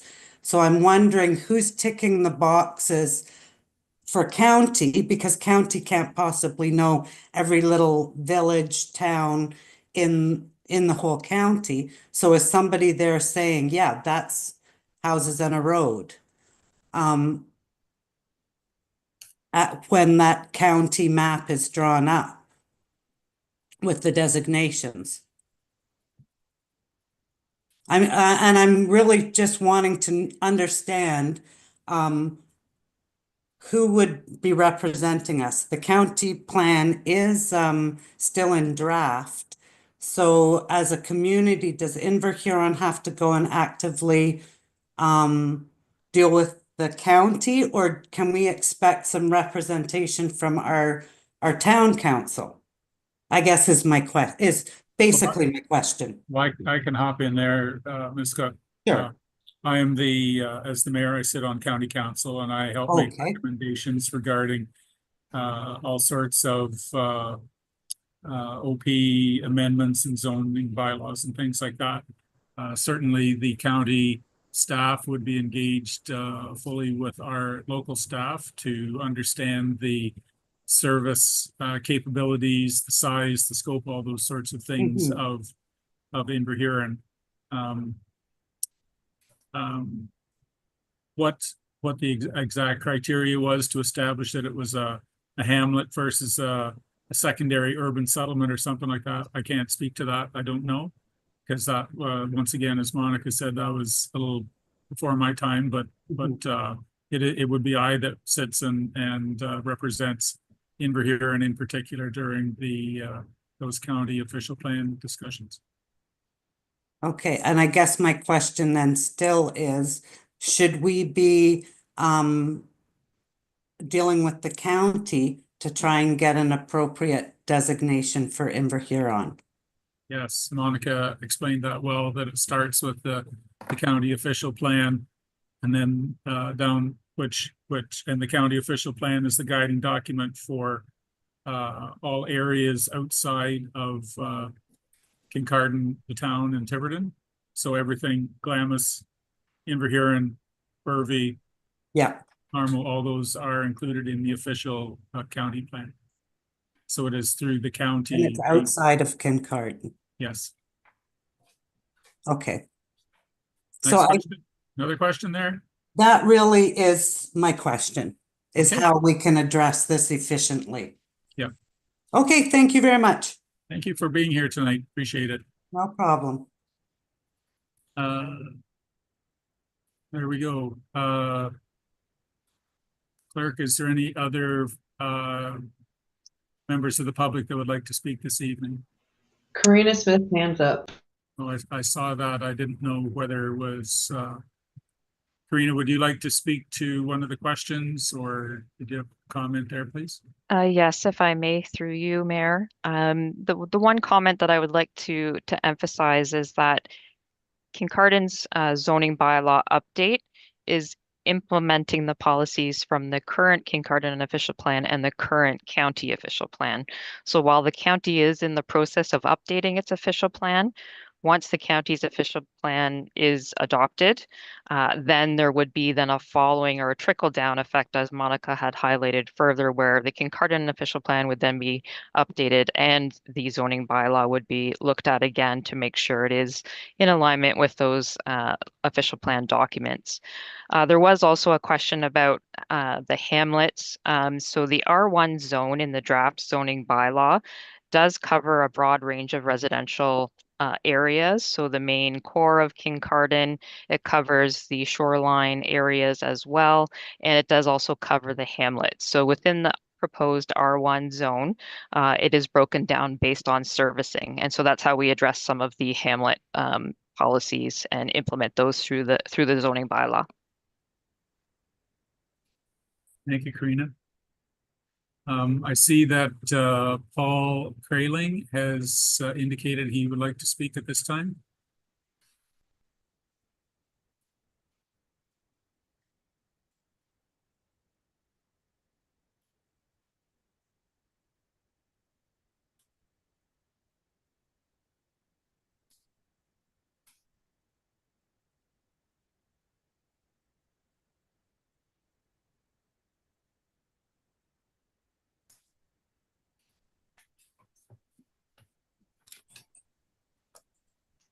There, I think I'm on there. Can you hear me, Your Worship? Good evening, Paul. Welcome to our public meeting. Excellent. Okay. Good evening, Your Worship and councillors. Thank you for this opportunity to comment on an ambitious undertaking. A comprehensive zoning bylaw is a daunting task. I have firsthand knowledge on this through my work as a professional planner over a 40-year career, and I worked on a comprehensive zoning bylaw early on in my career in the city of Guelph. To the matter at hand that I have this evening, I have two main issues. One is a general observation on the approach that the consultants have taken in doing your work for your zoning bylaw, and the second point is dealing with impacts of the approach of the preparation of the plan as it impacts property that my children own in Inverhuron. So to the general observation, I participated in the comprehensive zoning bylaw review since last fall. And in reviewing the comments from the public made at the December meeting, and the responses that the consultants made to those comments. And it appears to me that the work is being done simply as a keep it simple technical implementation of the existing official plan. I think that's what Karina was talking about there just a minute ago. The consultants are not considering through their work that there could be possible official plan modifications. If there's a difficulty or if there's a possible error that's identified to the zoning bylaw work. Now to the specific issue that I've identified, my earlier correspondence is listed in your public comments report, item number 14. I've reviewed your zoning bylaw as it applies to the property of 163 Victoria Street in Inverhuron and the surrounding area. And I did that on behalf of my children. They purchased the property a few years back with the noted positive attribute of the official plan designations in the area, that they had development on their property that fronts on Victoria Street, but in the rear lands, there was a natural environment protection designation, which they quite liked in terms of the intent of using the property for what they wanted to do. In reviewing the draft zoning bylaw schedule number 62, there are small slices or slivers of land that are left over from the transition from the zoning bylaw that's in place today to the new proposed zoning bylaw that you have before you. These little slivers are R1 and PD zoning classifications. They're a very small proportion of the overall environmental protection proposed zoning category for the rear lands. And I've estimated maybe less than 1/4 to 1/2% of the total land area that comprises that area. I believe that the retention of these small slivers of land does not make a lot of sense. These lands do not have any buildings on them. They do not have any frontage on any roadways now or planned. It's in violation of your zoning bylaw regulations in section 3.13 and 3.14 of having some kind of frontage on a street. Instead, I believe these small little slivers of land should be added to the environmental protection zoning category to be reflective of the overall intent of the official plan.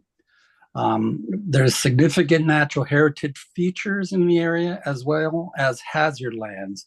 And I think that would be captured well by a no development zoning category. This, in effect, though, would maybe require an official plan amendment on a technical basis to bring them in line with what's being considered here as a zoning bylaw matter. So those are my comments, and if you have any questions, I'd be happy to answer them. Thank you. Thank you, Paul. Manager, any response to that, or just a follow-up conversation with Mr. Kraling? What's the best path forward for these comments, sir? Thank you, through Mayor, and absolutely, just I would like to follow up with Mr. Kraling. I just want to confirm that's a 163 Victoria along the frontage of Victoria Street, which is an R1 currently zoned parcel you're referring to? Yes. And I'll have to double check, Paul, just to make sure that with the updating and the transition of the maps, I don't want to make sure it's a mapping error or if it's something that's been overlooked, but definitely you're saying there's little slivers. Do you have the mapping that I can refer to? Is it off the updated toggle map that you can get through the Kincardine mapping hub? Yes, it's on that map, and you can see it when you transition from the existing zoning to the proposed zoning, and there's these little slivers of land that from the GIS mapping system, it's very precise, and there's these little slivers of land that are excluded. So it doesn't make sense when you look at that. It causes confusion, I think, for people as to what those slivers are all about.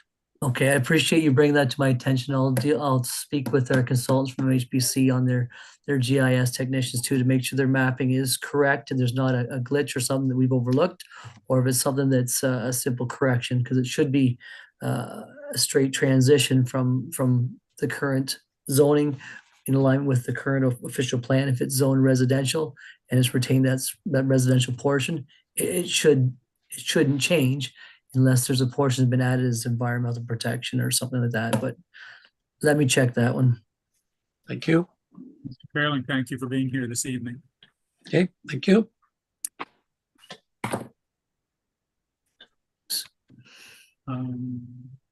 Clerk, yes, I see your hand, Councillor Prenger. I'll address council questions after the public has opportunity to make their presentations. Clerk, are there any more members of the public who've indicated their desire to make a presentation? At this time, there are no members of the public that have their hands up. So I would ask that if there's any members of public who have not already spoken, who would like to speak, to electronically put their hand up in Zoom, please.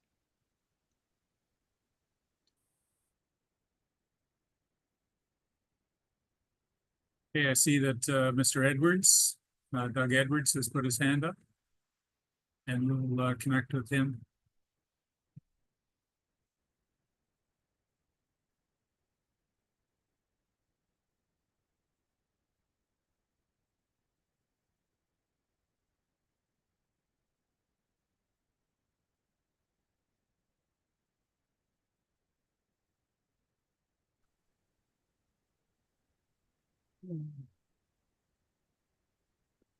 Good evening. Hello, Doug. Good evening. Welcome to our meeting. Good. Well, thank you very much.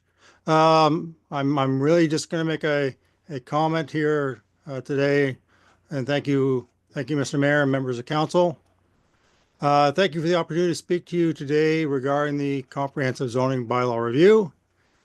My interest is in a movement towards smaller and more affordable housing alternatives. These houses are called structural modular homes. They are often called structural tiny homes. Unlike traditional home construction, which is done on site, these homes are built in a climate-controlled factory and then brought and installed on site. A few benefits of these homes are that they are compact in size, have great quality, and are energy efficient.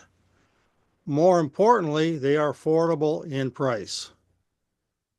Structural, modular / tiny homes then are a good housing alternative for workforce housing, first-time home buyers, and downsizing seniors. My partner and I have been meeting with municipal and county staff to explore the opportunity to develop a tiny home community here in Kincardine. Our community concept will be comprised of different models and square footage models, with the homes ranging from 340 square feet up to 729 square feet. I have to say that the Kincardine municipal staff have been amazing to work with. They have been very supportive of our initiative to diversify the housing options for the municipality of Kincardine. My thanks to everyone whom we have met over the past number of months. Special thanks to Dwayne McNabb and Amerly Weber for their support and assistance. Mr. Edwards, I love to hear the compliments of our community, but it is a public meeting regarding the comprehensive zoning bylaw, and I wondered if you had a question regarding zoning for tiny homes or anything like that, please, sir. I'll just quickly finish up then. The homes have been the inclusion of structural tiny homes under the R6 zoning bylaw is a great option to provide much needed housing for the Kincardine community.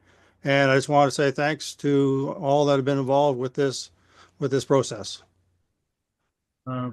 Manager McNabb, is there any provision in the comprehensive zoning bylaw to either promote the ability to construct tiny homes, or do you see any conflicts that might make it more challenging?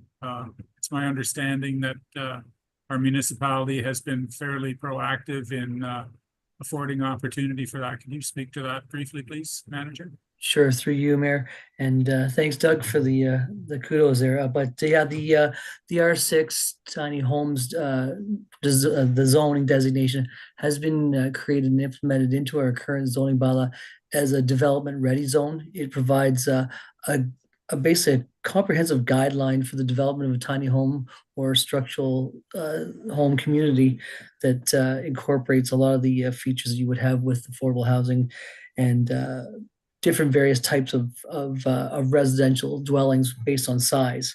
So we do have a zone that's been incorporated into our zoning bylaw that will speak well to these types of developments, at least put some development ready. The zoning obviously is not something we're able to put in place. That's a developer's initiative on development land to rezone that. But we do have a zone ready for that development if in fact that does come to the table for opportunity for development. Okay, thank you very much, Manager. And once again, thank you, Mr. Edwards, for your comments. Thank you. Thanks, Doug.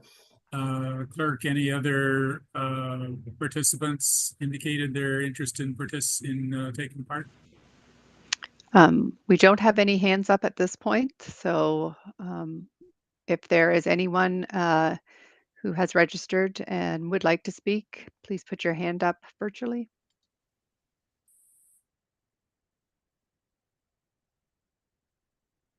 Okay, seeing none.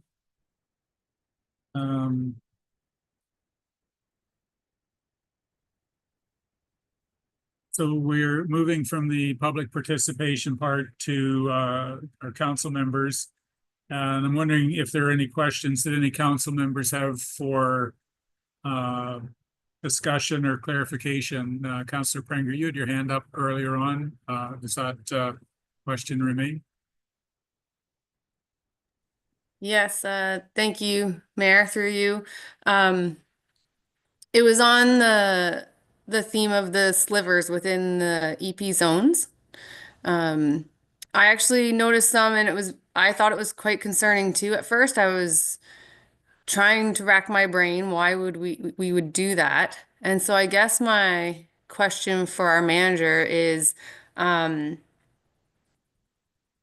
if there's sort of an island of R1 or planned development within an EP zone, would the owner of that property be permitted to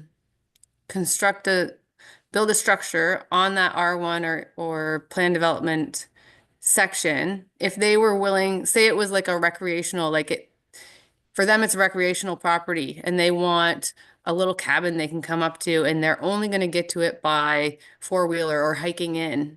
It's not a permanent residence, but it's still a structure that needs a building permit, et cetera, et cetera. Is that something they can do? Is that a reason to leave those slivers there? Thank you for the question. Manager, please.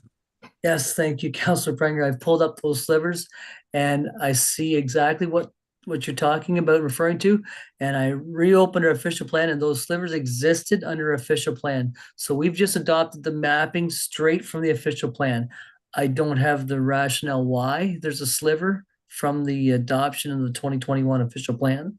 However, if you wanted to look at development, one, I'd want to check and make sure the parcel of land that Zone PD is owned by the owner of the parcel.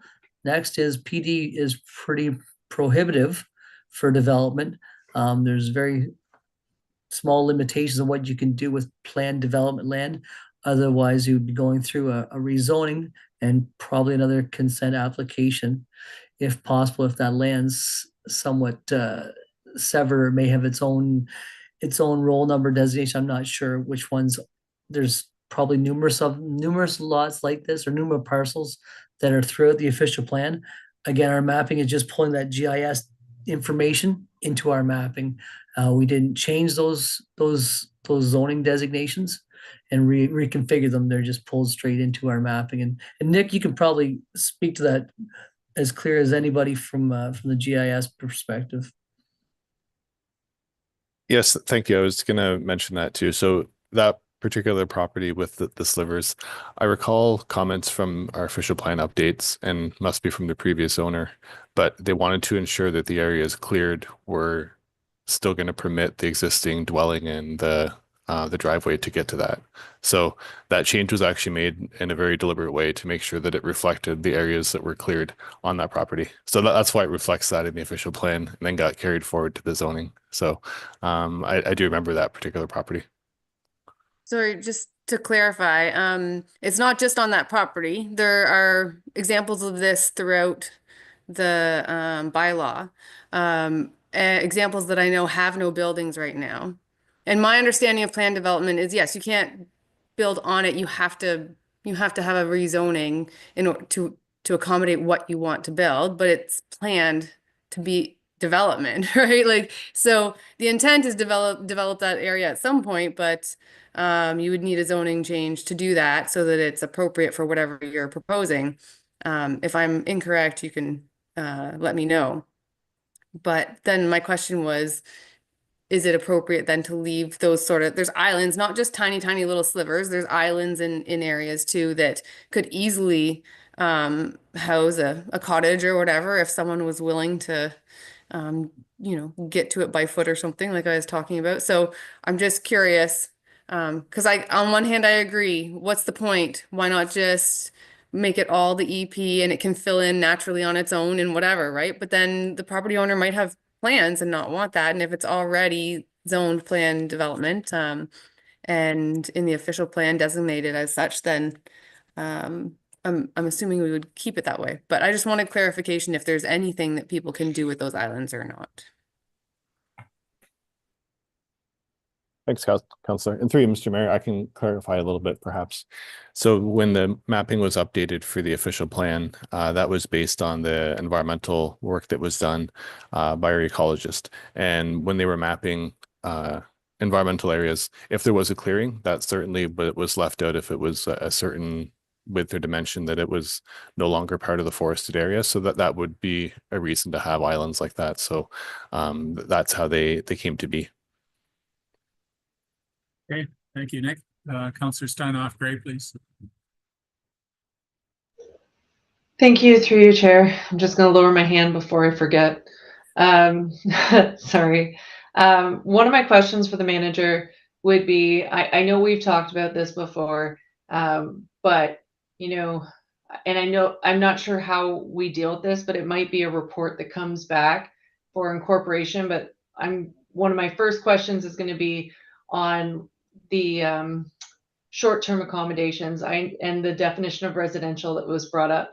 Just because when I look at boarding house and some of the other definitions, there's restrictions for parking spaces and such. And I know that we're silent right now, but I'm just wondering, I know we have to come up with our own bylaw around short-term accommodations. So I'm not asking to bypass that, but are there any safety interim steps that should be there until then, just to make sure that parking or like those bare minimum standards are addressed, or do we have to wait until a bylaw? Because that's just, when I read it, it's basically devoid of any structure. Like if you have this many bedrooms, you get this many parking spaces.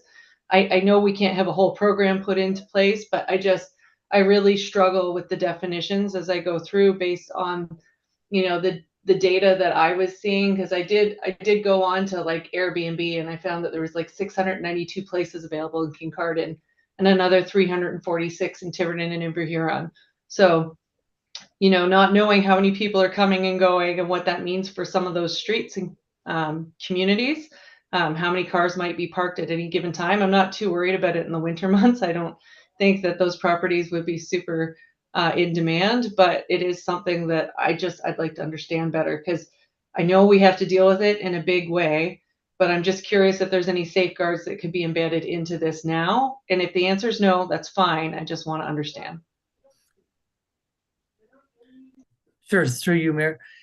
Yes, Councillor, I think my intent here, the best approach to this is definitely to get a licensing and short-term rental bylaw put in place to regulate, especially the parking. That is definitely going to have different impacts at different seasons of the year.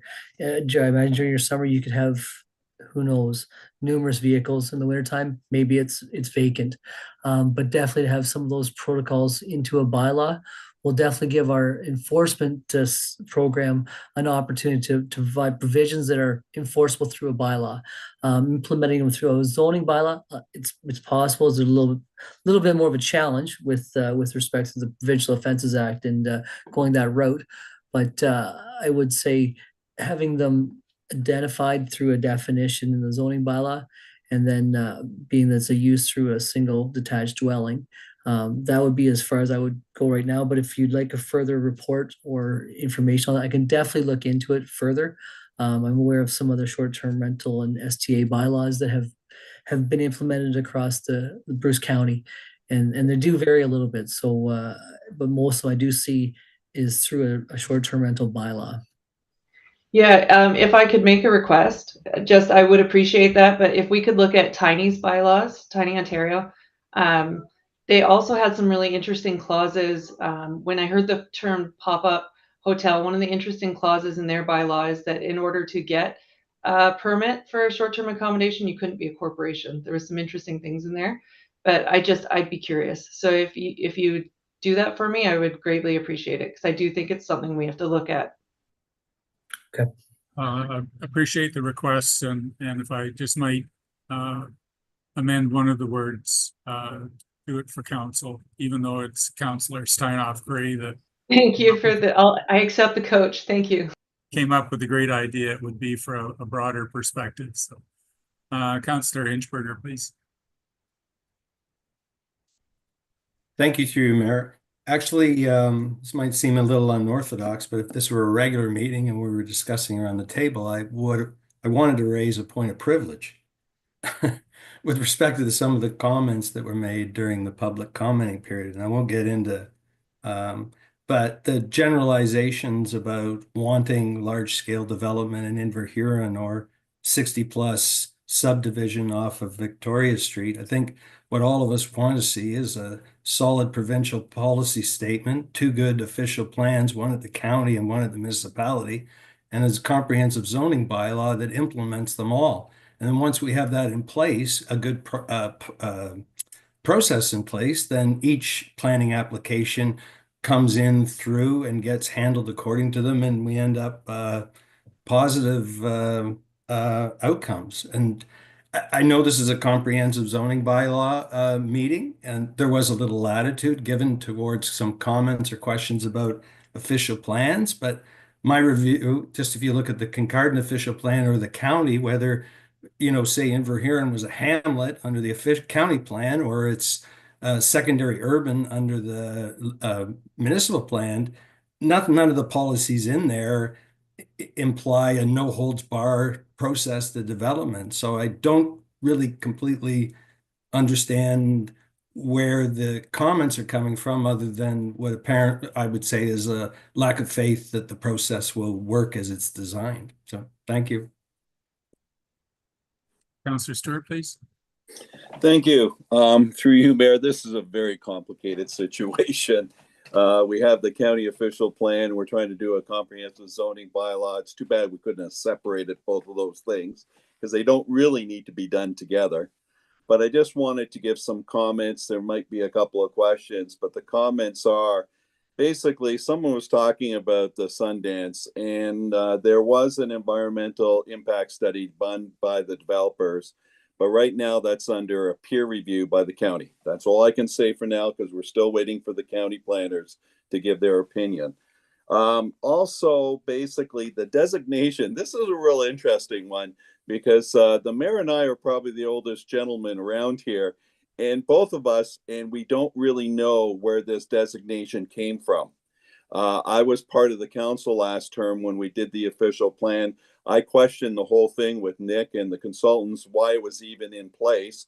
No one ever seemed to know the origin of it, but at one time Inverhuron was bigger than Port Elgin and Kincardine, and nobody seems to understand where it came from. At that particular time, I was against it, and it was only north of County Road 15, what we thought. But what happened when we approved our official plan, and that was at the council level here, We didn't include the part that was south of County Road 15. We weren't really aware of that was really part of the county official plan. So there's always these problems when you're starting to bring these new plans, our official plans, county official plans, and comprehensive zoning bylaw. I really like the idea of my fellow councillor and the council. We're going to have to look at short-term rentals, but that will be done under a bylaw separate instead of trying to incorporate it in this one. The last comment I have is that I've been getting a lot of calls about people's personal property. And you're right, this is really a change. We have not really updated this comprehensive zoning bylaw for 21 years. We did a quick little review, I think that Dwayne will tell you about 10 years ago in 2013, but we still had the old zoning back 21 years ago. We don't even use PD anymore, plan development. And one of the things is when we brought together the official plan, we update it. But when we updated the zoning bylaw, all of a sudden we realized that we had a lot of properties that were officially or unofficially zoned residential or planned development, all of a sudden got changed. And they were actually going to be changed to EP. And I'm going to give a lot of credit. They're working with Saugeen Authority. They're working with county. And Dwayne and his people are trying to figure out, and Nick, trying to figure out this new zoning. Nobody else has EP1 and EP2. This is a brand new concept. And I think what everyone's hoping that we can get through some of these little niches and problems we're having. And we all work together as 3 levels, the county, the Saugeen Shore, and us, to try to make sure, because the last thing we really wanted to do is stop something that we or somebody sort of had a long time ago. And there has to be a little patience, a little understanding, but I guarantee it, you got the support probably from myself and council that we will get through this one way or the other, and we'll end up with a better community. But it's going to take some time and a lot of understanding, and it's just because we're trying to do all 3 of them all at once. Thank you. Mr. Pranger, please. Thank you, through you, Mayor. I guess this is directed to Nick and our Manager of Development Services. I've noticed that there's a definition for livestock unit and a definition for nutrient units in the definition section. Those terms are not used anywhere in the body of the document. I would request that they be removed from the definition section. It's best practice for any governing document to only define terms that are actually used within the document. And I would recommend that you go through the whole definition section and do a Control F check to see if your definitions are actually used and remove any that aren't. Thank you. End of comment.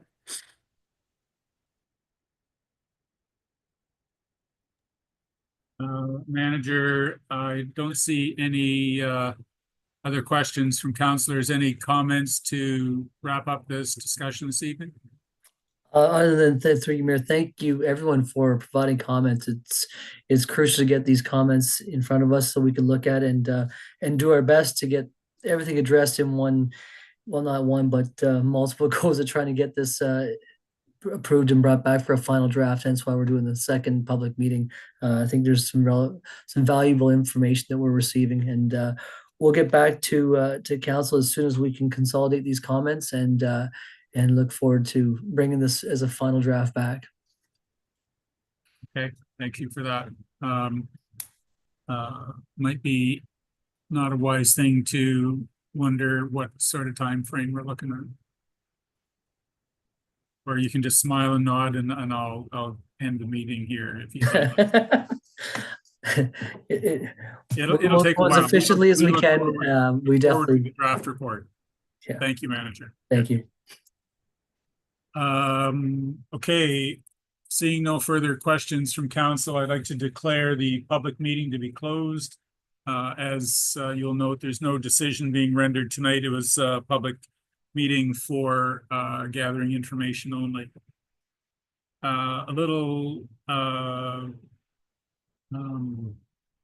Going to render an authoritative edict right now, which says go away for 5 minutes, stand up, walk around, get a drink of water, come back 10 minutes, We reconvene at 6:35, which is 8 minutes. 6:35.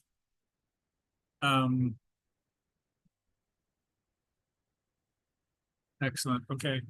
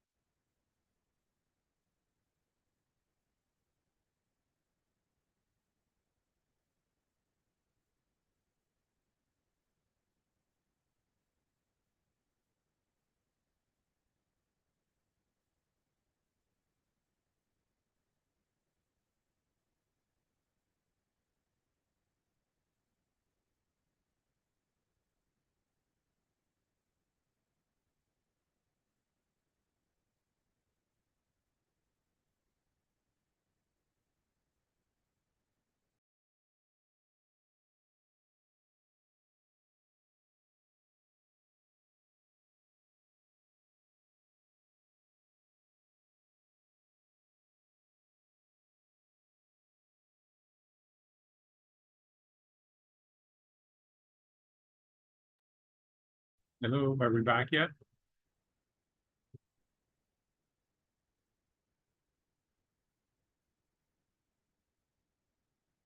Here we go. 2, 3, 4, 5, 6. Excellent. Okay. Welcome back. We move on to our agenda matters for discussion and direction. Our first staff report is from Mark O'Leary, Manager of Environmental Services, regarding the Blue Box Transition Program. You will notice that there were two options for motions here. I'm going to read one and I'll look for a mover and seconder. And if nobody wants to do that, then I'll read the other to see if there is support for it. And actually, I'm going to start with option number 2, only because I personally think that's a good option. So we need a mover and seconder that council discontinue the curbside collection of recyclable materials from ineligible sources through municipal funding effective January 1st, 2026. And that council endorse the investigation of a new municipal program to provide the option for non-eligible properties to drop off recycling at the arrangements at the waste management site in Armo. And further, that staff will collect information to bring forward to a future council meeting for consideration related to licensing, costing, hours of service at the waste management site, dedicated recycling times, and any other findings brought forward from data collected through surveys and information sessions to best support all non-eligible properties. And further, that staff be directed to communicate the changes as a result of Ontario's Blue Box program transitioning to a new extended producer responsibility model in accordance with the provincial Blue Box regulation. Do we have a mover and seconder for that motion? Moved by Councillor Hinchberger and Deputy Mayor Clark. Oh, and Councillor Prenger. Comment, Councillor Prenger, you are our Basra representative. I wondered if you would make comment of this motion, please. Yeah, absolutely. I had actually asked that this report be deferred to this meeting so that I could connect with our manager of environmental services. We had a really good chat about the effort he's put into coming up with these potential solutions and why we're at this stage and have this this motion before us. I also gave an update to him on where Basra is, and we decided that this is probably the best, in my opinion, the best approach at this time. Our February meeting for Basra, we will be receiving an update from Basra staff as to their proposal on how they plan to address the non-eligible collections. So I'm allowed to say that they do have intentions of providing a service. However, I think our staff going ahead with this investigation and coming up with our own potential solution, even if we decide to go a different way, it'll be able to help us make an informed decision. Without this, I don't think we could make an informed decision of whether to go with Basra's proposal or which would be most economically beneficial for us. Okay, thank you. I'm going to whirl over to our manager of environmental services, Mark O'Leary, and ask for comment, clarification, that sort of thing. Mark, please. Perfect. Thanks, Mayor Craig, and through you. So based on council's preferred option here tonight, which is option 2, the team will start to work at collecting some data and surveys from non-eligible sources. So the non-eligible sources for Kincardine will be commercial, industrial, and institutional units.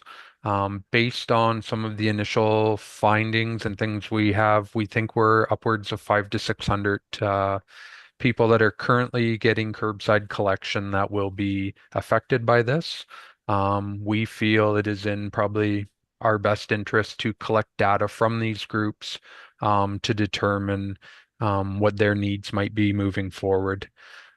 Based on the diverse sizes of some of these businesses and such, we don't think a curbside collection is even going to be an option, to be honest. You're going to have different needs, different demands from different units. A small business isn't going to have the same demands as a restaurant, and from a coordination standpoint, in theory, the municipality is somewhat getting out of the recycling business, and I'm not sure that Basra would have the capabilities to get a program like that running. We've set aside some money in the capital waste management side of things this year for looking at expansion type of things at the Waste Management Center. As the report highlights, we've considered already things like the potential of having dedicated times for recycling for non-eligible, so they may not be caught in significant lineups. We may need to find a way to identify our non-eligible sources, which might be something like a card or a user card, because some of those folks may end up using someone with a pickup truck to be, to pick up their resources or things like that. So there's so many moving parts to this right now. I think the word transition is misleading for the municipality of Kincardine, and the reason I say that is Kincardine isn't transitioning at all. We're at the very end of this process, and we will be forced to move on January 1st.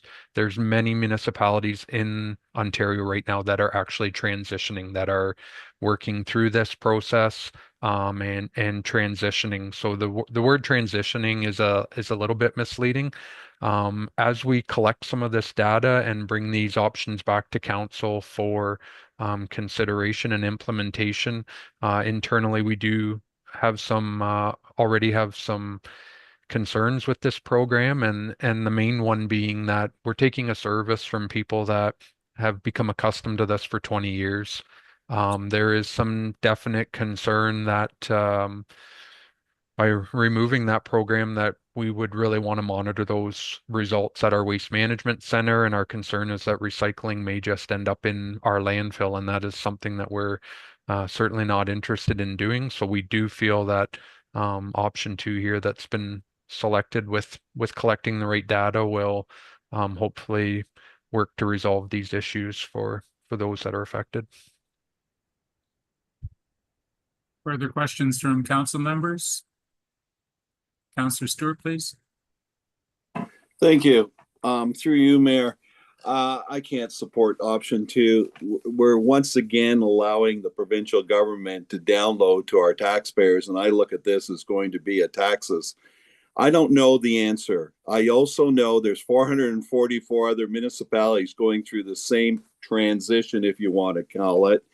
So, why do we need to get into it right away? Why don't we see what the best is out there and see what's happening? I mean, if there's 500 people or businesses that are no longer going to get the recycling picked up, you multiply that by 444 municipalities, that's a heck of a lot of people. And there is going to have to be some government input and everything. So for now, I would just spend our money on option 1 and wait and see, keep our ears to the ground and see what the other municipalities are going to do about this, instead of starting to, cost out this and cost out that and put it in our waste site and everything else.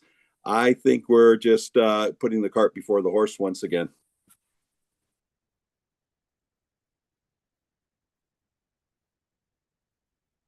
Councillor Prenger, please. Yeah, thank you. Through you, Chair. Just to respond to Councillor Stewart's comments, I think I can understand where he's coming from. However, maybe this clarification, and Mark or our CAO could correct me if I'm wrong, but my understanding is that this is a mandated thing. Our transition date, the date we have to start doing this because it's required by the provincial government that we do it, is January 1st, 2026. We have known about this for years. Basra has known about it for years. There has been watching what other municipalities are doing, and that's been taken into consideration in terms of what Basra staff is considering and how they might propose to address this. But we're running out of time. Like, we don't have a choice. This is going to start January 1st, whether we like it or not. And so we have to come up with a solution. There's no other option. We're out of time for waiting and seeing. Yeah, if I can echo your comments, Councillor, the consideration that I'm giving it, I'm a recycling fanatic, and the challenge with this is if we don't do it, as our manager has said, the product ends up in the landfill.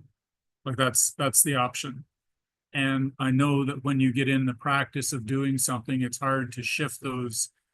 Sometimes it's easy. You just do that. So we would pay a bit more to put it in the landfill, but that's the way it goes. So I'm of the mind that if we provide the option before we are forced into it, like rather than getting past the expiration date and allowing some of those waste management practices to get established in some of those industries, like provide the option for them to take advantage of recycling capabilities right away.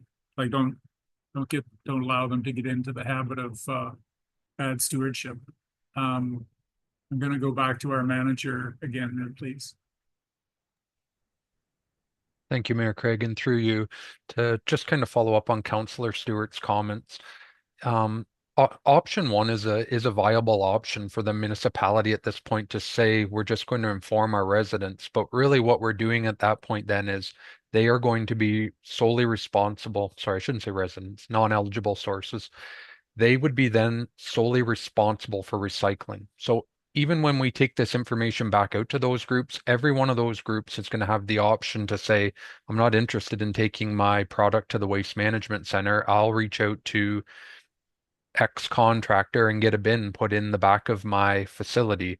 And they have the option at that point to have private service or private recycling. I think when you think about things like your downtown core and that, the problem there becomes space. How many bins do you need? Rodents or animals or things like that. So while I understand Councillor Stewart's comments that, this feels like it's being downloaded to us, in a sense, a part of it is. And we envision that we will have to charge for recycling at the Waste Management Center. So those are some of the options that we would have for non-eligible would be, because the municipality will then become a producer and we will have to procure trucking to get that removed to different sorting facilities as well. So whether a non-eligible source puts a bin in the back of their business and looks after that themselves, or we look after it, there's going to be a cost associated to that to those people. We just feel that this might be a good option, and just to spearhead a little farther on that, the municipality itself is now going to have to look at these factors for our own. We're non-eligible. Almost all of our facilities are non-eligible. So we are going to be looking at these types of services for our own buildings as well. Councillor Stewart, please. Thank you. Just to follow up, I appreciate the comments here, but I also worry about, our cells are well over $1 million now sorry.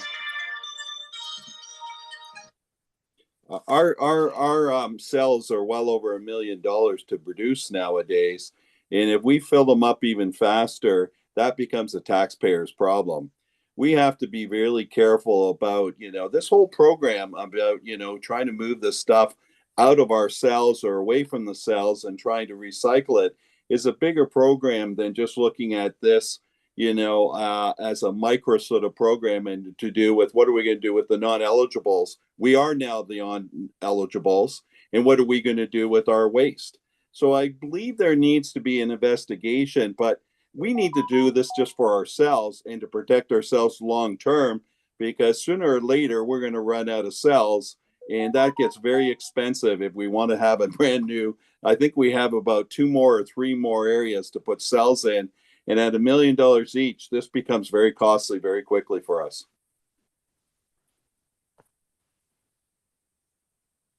Okay, we have a motion on the floor. It is option 2 that moved by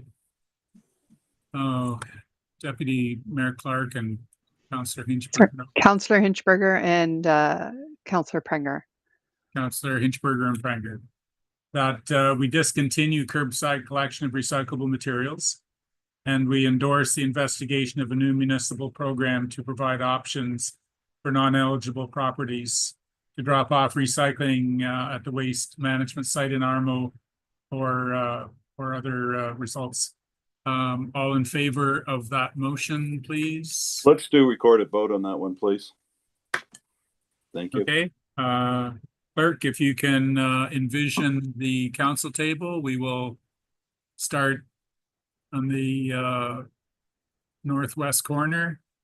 That would be me. Yes, it would be you. So No. we'll clerk, as you're ready, please. Sorry, can that motion be read or put up again, please? I believe we're talking about motion 2, correct? Yes, option 2. Yep, here it Thank comes. That's fine.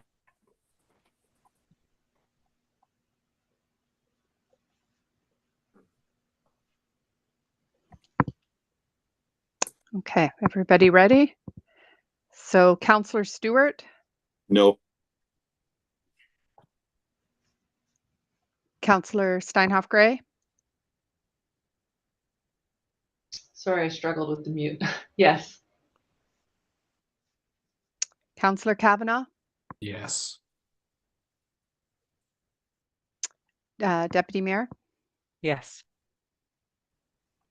Councillor Hinchberger, Yes. Councillor Prenger, Absolutely. and Mayor, Yes. So that, and that passes.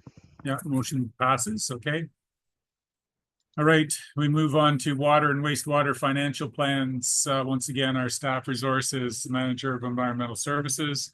We need a mover and seconder that council receive report environmental services 2025-06 and the presentation from Hempson Consultants pertaining to the updated water and wastewater financial plans for information.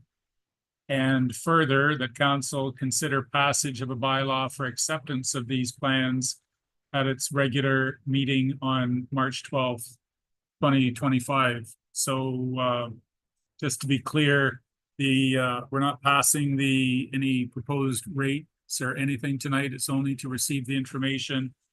And we would consider passage of a bylaw supporting any changes at our March 12th meeting. So we need a mover and seconder for this motion. Moved by Councillor Hinchberger and Kavanaugh. Discussion. Manager, please. Mayor Craig, we actually have Hempson Consultants online here tonight to do a quick presentation for the council, so I'll turn it over to them. Okay. Welcome, Hempson Consultants. Good evening.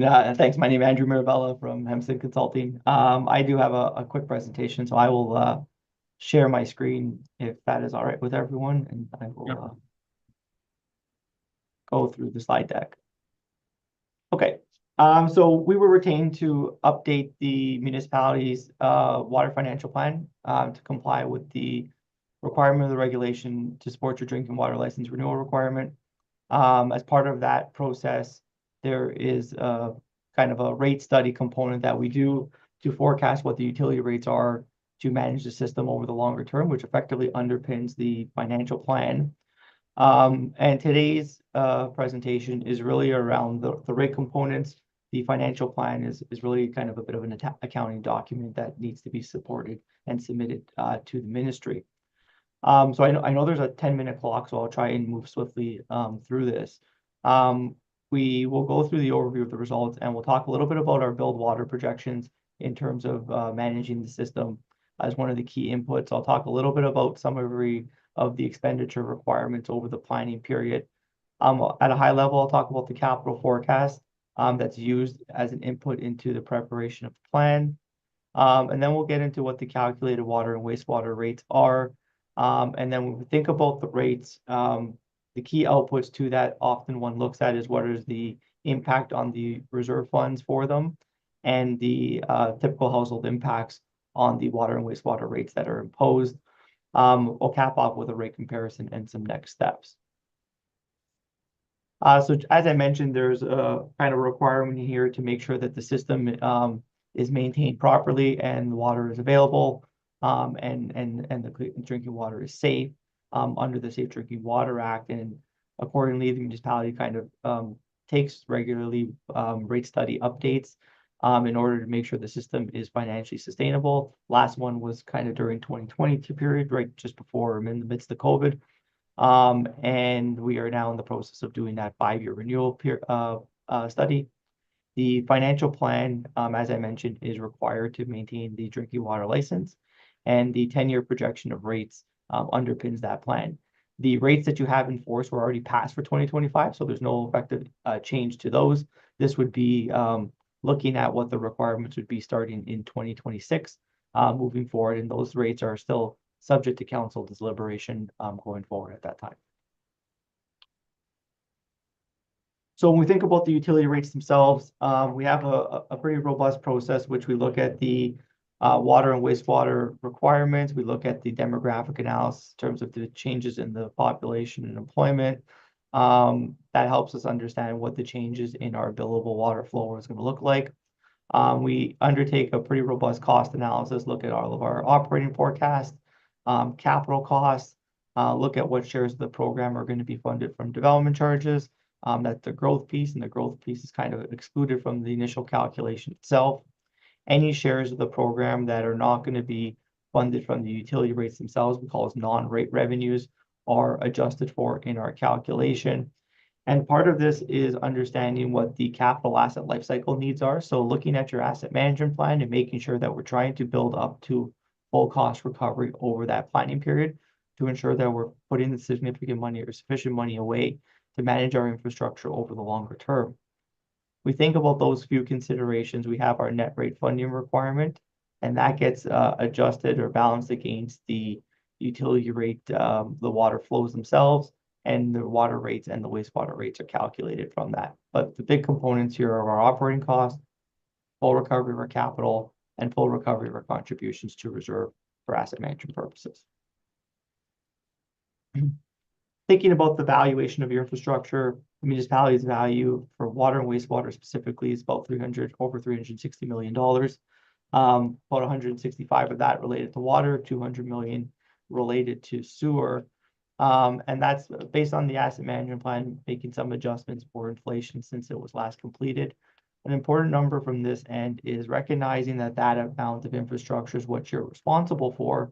The municipality should be investing, whether it's through reserves or through capital repair and replacement activities, about $7.75 million each year on an annual basis in current dollars to kind of continually invest in that system. Certainly, when we look at it from today's lens, you're at a number that's lower than that. And part of this process is to understand how do we kind of increase those contributions, continue on the good path that you're on to make sure that we manage our infrastructure over the longer term. So one of the key inputs into our modeling is the forecast of our billable water. And the historical trend line is in gold. And there's been some kind of, up and down throughout the period relative to the year, which is very common what we see in other municipalities. What we did from a forecast perspective is we've kind of moderated and maintained that trend line on a go-forward basis, but there is an increase that's going to be happening here because of the Bruce Power coming online. So we've actually started to moderate or increase that billable water flow with those new flows that are going to be potentially coming online in the next couple of years. So we've accounted for that in our cost analysis, as well as on the revenue side, which is going to be from your flows. So from the existing base, things are maintaining kind of relatively stable from what we had before, but layering in those billable flows from Bruce Power once it comes online and ramping up in 2026 and 2027. Then we get into the cost analysis. As I mentioned, we really look at operating costs, capital costs, and our contributions to reserve. And this kind of looks at both the, we call it the net rate funding need to make sure that we're recovering all the costs required for the system, inclusive of any contributions to reserve, which is representing effectively a capital contribution as part of your red bar. And over the period, the costs are going up as we start to increase our contributions to reserve to get closer to those asset management requirements that we've talked about. Built within the operating costs, you know, there's obviously inflation factors that are applied to the different cost centers to reflect some of the changes that you've experienced over the planning period historically, but we're also adding in provisions for some new FTEs or new staff to accommodate some of the growth and to accommodate some of the pressures that you're seeing. So that's built into the cost analysis that we have on a go-forward basis. And those FTEs are split between water and wastewater respectively.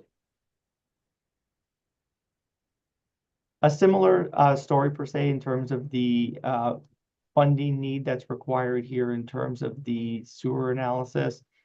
Same methodology in terms of the operating costs, and as well as we have our capital contributions.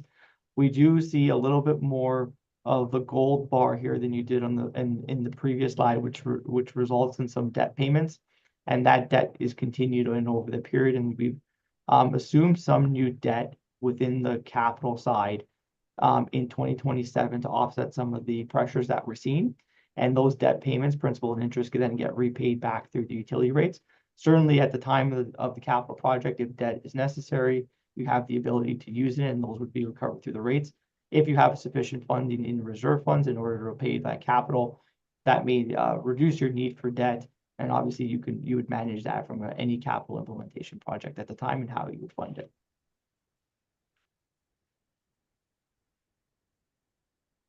So on that, just kind of as a summary on the capital program, and this really is going to kind of play into our reserve funding side of things. You know, the capital plan that we have for both water and wastewater totals about 25 million. This is just the non-growth related. So anything that's growth related that's funded from development charges, we exclude because it's going to be funded from DCs. So a separate funding bucket itself. But it's really a front-ended or front-loaded capital program. And that's part of it, just the municipality trying to put a grapple on the 10-year plan. So there's less known capital requirements beyond 2029 and into 2030. Notwithstanding that, there's going to be projects that are going to arise, and that's why we put money away into our reserve, so we can manage those fluctuations and manage those costs as they do come up. And you'll see that when we look at the reserve fund continuity in the next couple of slides, we'll see that our reserve fund balances aren't really changing all that much in the front end of the period, because we're trying to manage the front end capital that we have, and we see a larger accumulation of funds towards the back end because our capital projects aren't as big in that latter end of the period. So in order to manage the funding requirements and our capital programs and our operating costs, effectively what's being calculated is about a 7% average annual increase over the planning period, which is generally consistent with the rate increases that you've seen over the last few years. And this is really trying to get the municipalities on continuing on that track to your asset management needs and your full cost recovery. We have about 4% increases on the water side, more substantial increases on the wastewater side. The water side is a little bit reduced from what you had, just simply because we're capturing in the Bruce Power revenues, which is helping to offset some of the system costs. We don't have some of that same luxury on the wastewater side, and the capital pressures continue to be there, which means that we have to kind of continue to bump up those rates over the period. But on an aggregate, it's about a 7% annual increase in the typical household bill over that period. And just to put those rate increases into context relative to the reserve funds, and this looks at the water and wastewater reserve fund balance. As I mentioned, we do see that in the first kind of 5 years of the period, we run a very similar reserve fund balance to what you currently have on both a water and wastewater aggregate level. And we do start to see the reserves accumulate beyond that period, partly because our capital expenditures just aren't as known. So we're theoretically contributing more money into reserves, but as those capital expenditures come to be realized, you'll be drawing upon these reserves to pay for them, which would again put downward pressure on it. I put just into context what we see as a minimum balance, and what we see in some other municipalities in terms of how they think about or managing their reserve funds relative to the asset management needs. And they always try to think about at least trying to make sure that we've got a sufficient money to cover some of our operating costs, as well as to understand how much of that current balance is relationship to our asset value. And we've seen that number fluctuate between 2% and 4%. So I just wanted to put that kind of line in there in terms of our minimum balance, just to give that reserve fund some context, and well under the, I guess, a minimum balance for the foreseeable future. But as we get towards the latter end of the period, we do start to increase above it. But again, I would caution that just because the capital projects at that time are much less known, and I'd expect that those reserve funds are going to be drawn upon, which would bring it down to more similar to levels that you see today. And then just in terms of our household bill, our rate comparison, just to put your current 2025 rates into perspective of what we see in some other communities that surround you, as well as some other communities of a similar size. And Kincardine kind of falls kind of right in the middle of the pack here relative to some other communities. We see some at the bottom end of the spectrum, like Collingwood, which obviously are, just some economies of scale and obviously the access to water. But some of the other communities upwards in Muskoka and even the district of Muskoka itself, or Simcoe County and Tay, they do have much higher water and wastewater rates collectively than what you're seeing in Kincardine. So very similar to your direct neighbor of Saugeen Shores, but obviously just wanted to put that number relative to others of what we see in some of your surrounding jurisdictions. And this is for a household that consumes 200 cubic meters a year for both water and wastewater. So just to kind of cap off my speed presentation here, we have conclusion being obviously the municipality is going to require some increases here to utility rates over the period to make sure that we continue to recover the costs, particularly with the operating and capital pressures. As it stands now, the rates continue to be similar with some of your surrounding jurisdictions. But it's really important that you take the plan, but you also monitor your costs and revenues quite closely. And you might be able to respond to some of those user rate pressures, particularly if there's any changes in your operating expenditures, your capital and your operating costs, any changes in the economic conditions, which could change your billable flows and your revenue side of it. So it's really about kind of keeping a close eye on how things have changed, how your revenues and your costs are going. And then that can allow you the ability to pivot in terms of your rate, especially in context of how your asset management plan, your 2025 requirement will play out over the next couple months.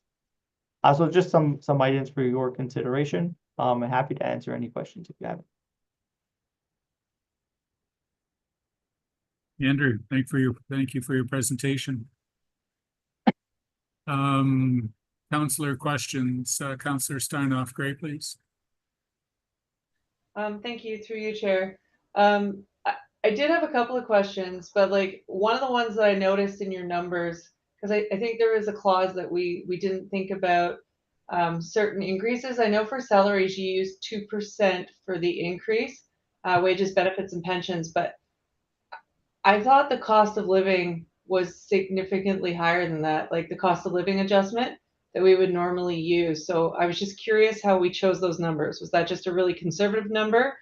Because I know in 2024, the average increase they had at 3.4%. And then, so that was the living network. So I know we pay folks based on those adjustments based on COLA. So when I look at the numbers for 2024, it just didn't necessarily reflect what I was seeing. So I just thought I'd ask that question. Yeah, no, and that's a fair question through the mayor. On some cost centers like the salaries, wages, and benefits we discussed, and maybe just kind of in the interim keeping it in line with at least the target inflation number, recognizing that this is over a 10-year plan with the hopes that we do see the inflation kind of track back to the targeted level. But some of the other cost centers we did track at a higher level just based on kind of previous experience and some other kind of trends in those areas. But obviously if we were to increase beyond the 2%, that would put further pressure on the reserve funds and the rates that we're seeing. Councillor Stewart, please.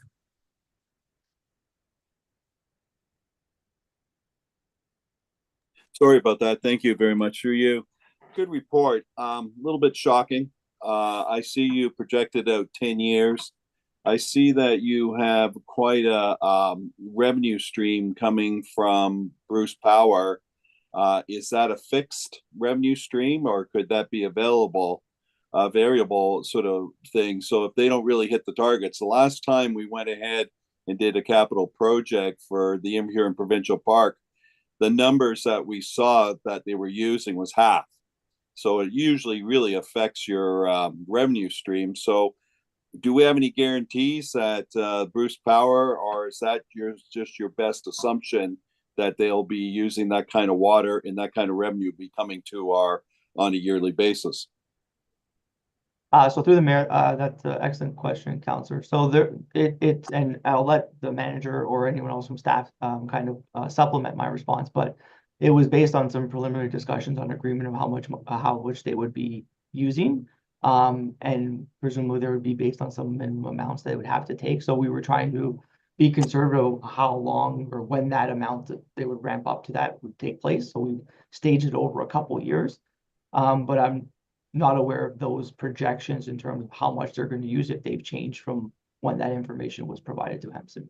And I'm not sure if Mark or anyone else on the call might be able to. Perhaps our manager, do you have any information regarding that? So through you, Mayor Craig, Councillor Stewart, that figure I would say is based on Bruce Power's information that they've provided to us, which includes what they would call an average day demand.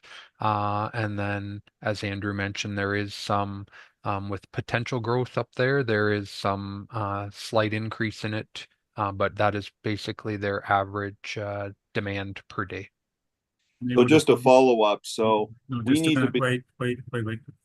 Just to confirm that, like they had experience providing water internally before. It's my understanding. So they would be like, they wouldn't be 50% out on their water demands.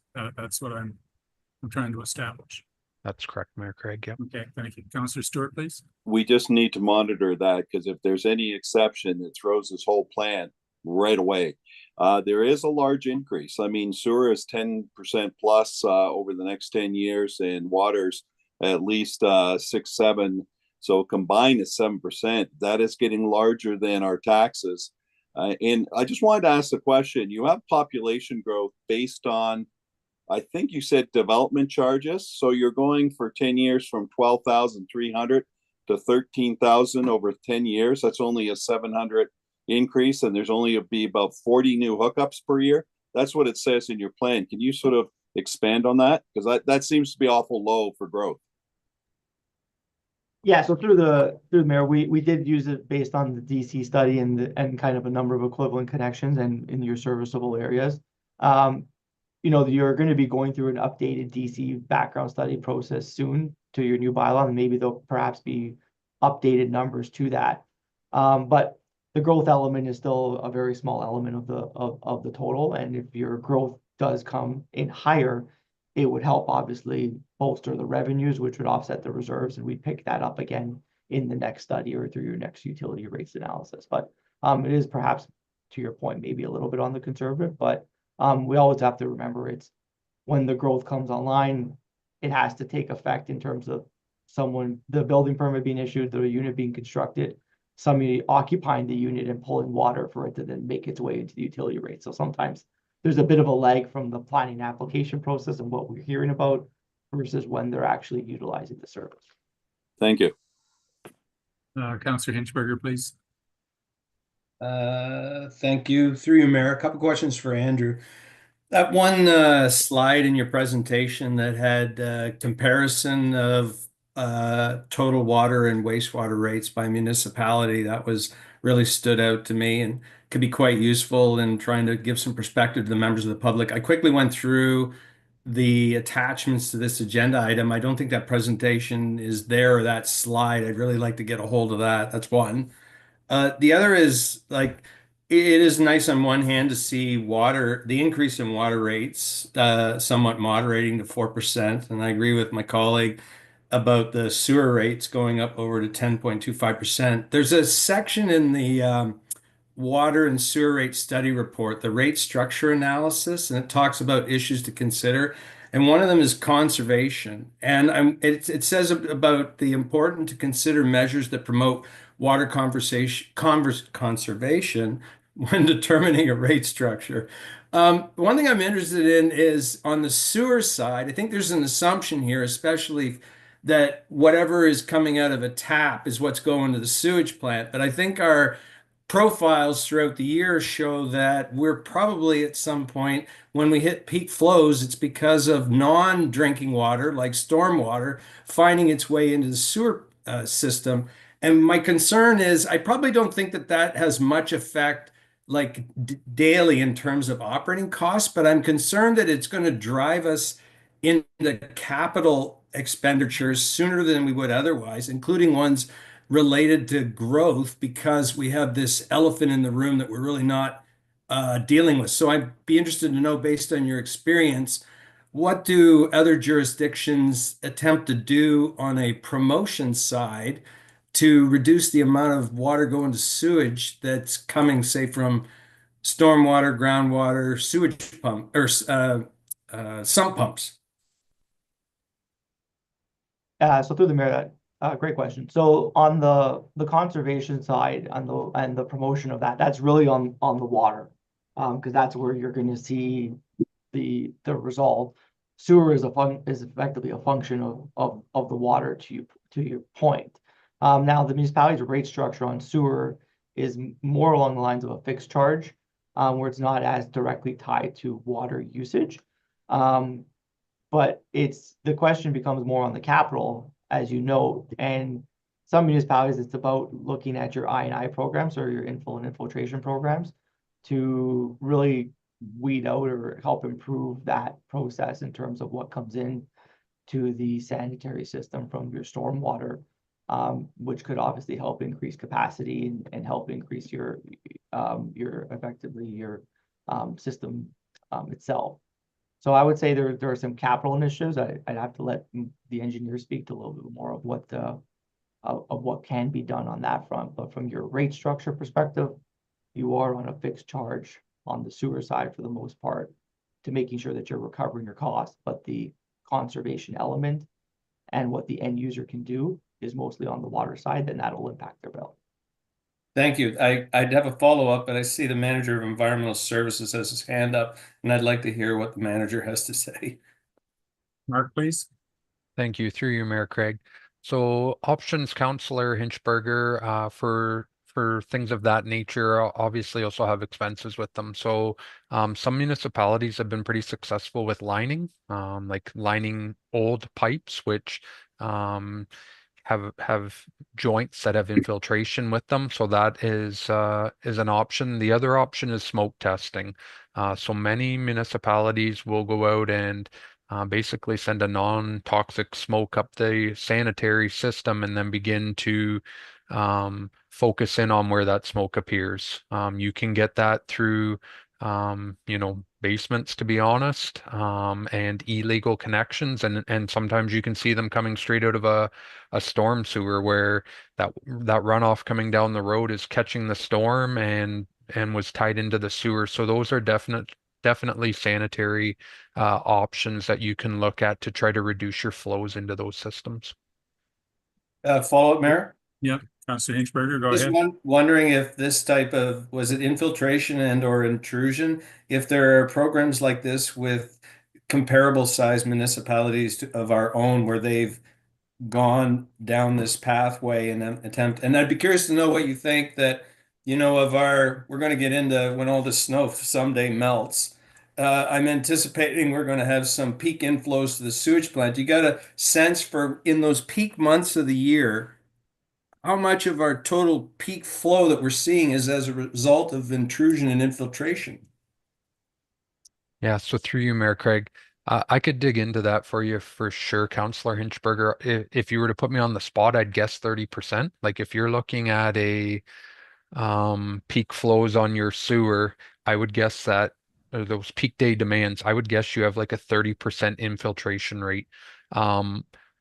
I am not aware of the total history of Kincardine, but I am aware of avenues and streets that my staff have indicated have illegal connections to the sanitary system.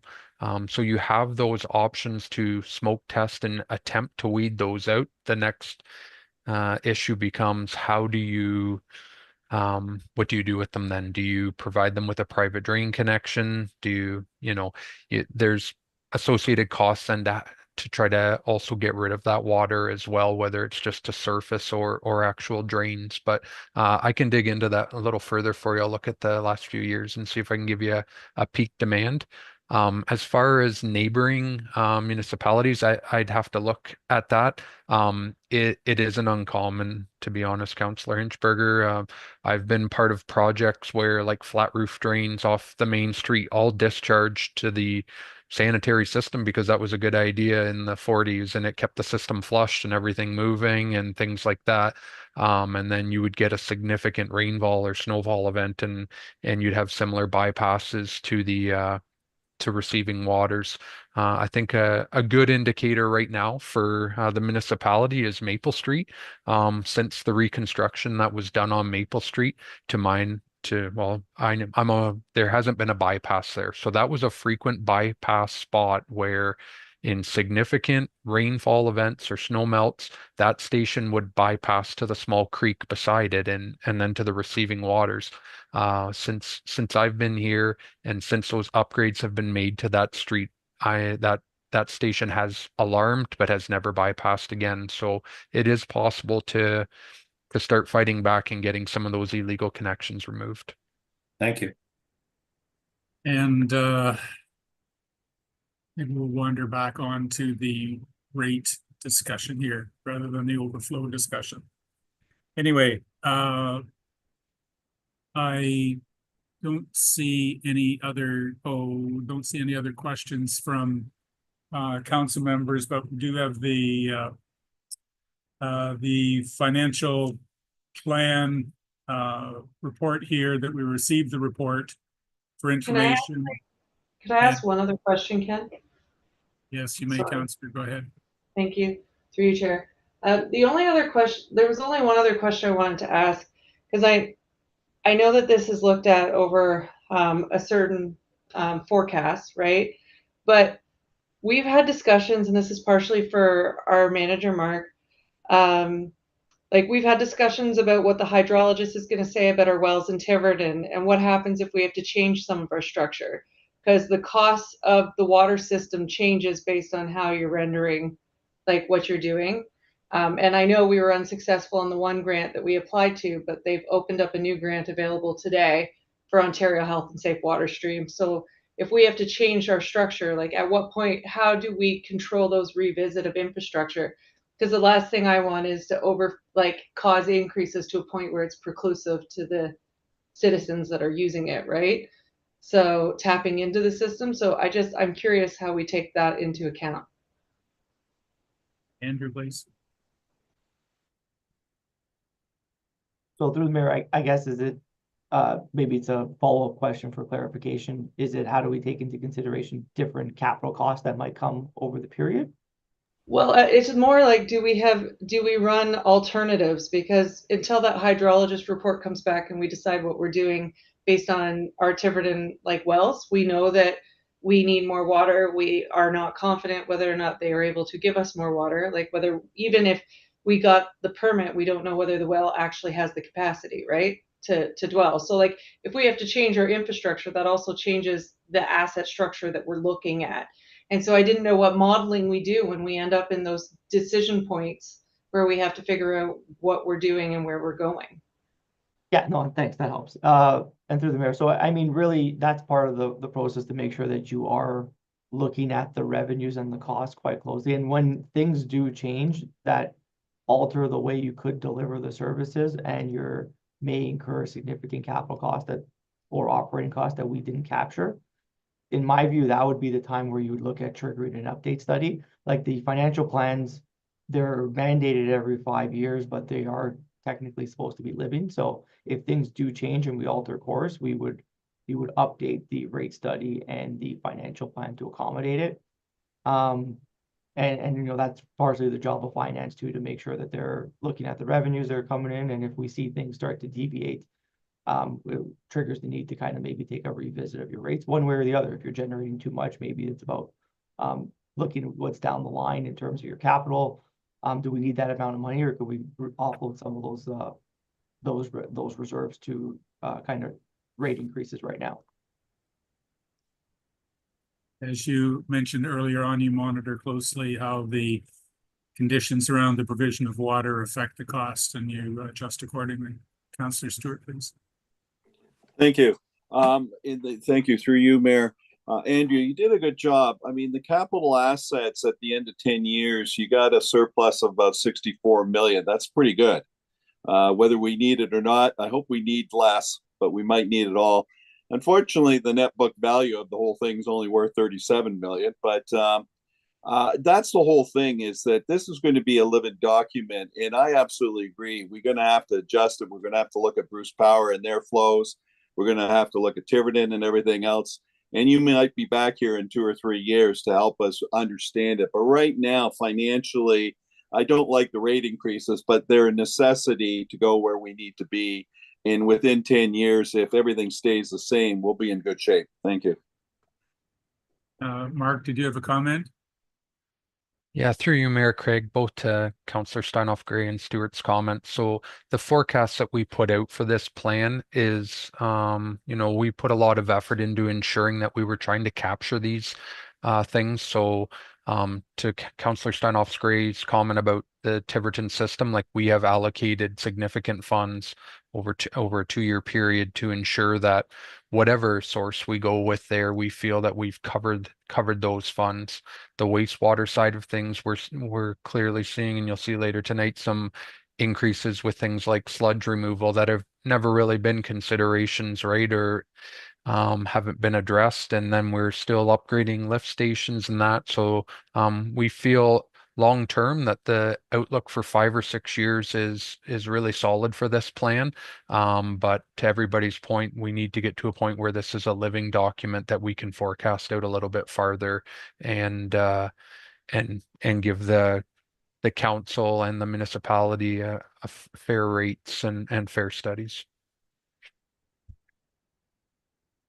Okay, so we have a motion on the floor that we receive the report for information, and we will consider passage. Opportunity for questions, of course, at the March 12th meeting. All in favor of that motion? And let's see, yep, and that carries. Andrew, thank you very much for your presentation this evening. We appreciate you being here. Thank you. Thanks very much. So we move on to the drinking water quality management system operational plan revision. Once again, we have our manager here, and we need a mover and seconder that council endorse both the Municipality of Kincardine Drinking Water Quality Management System Operational Plan Revision 12 from December 2024 and the Quality Management System Policy Revision 3 dated May 4, 2022. Need a mover and seconder for that. Councillor Stewart and Hinchberger, please. Mark, can you speak to this, please? Sure, through you, Mayor Craig. So the DWQMS is a living document within the Environmental Services Department and highlights drinking water quality management system.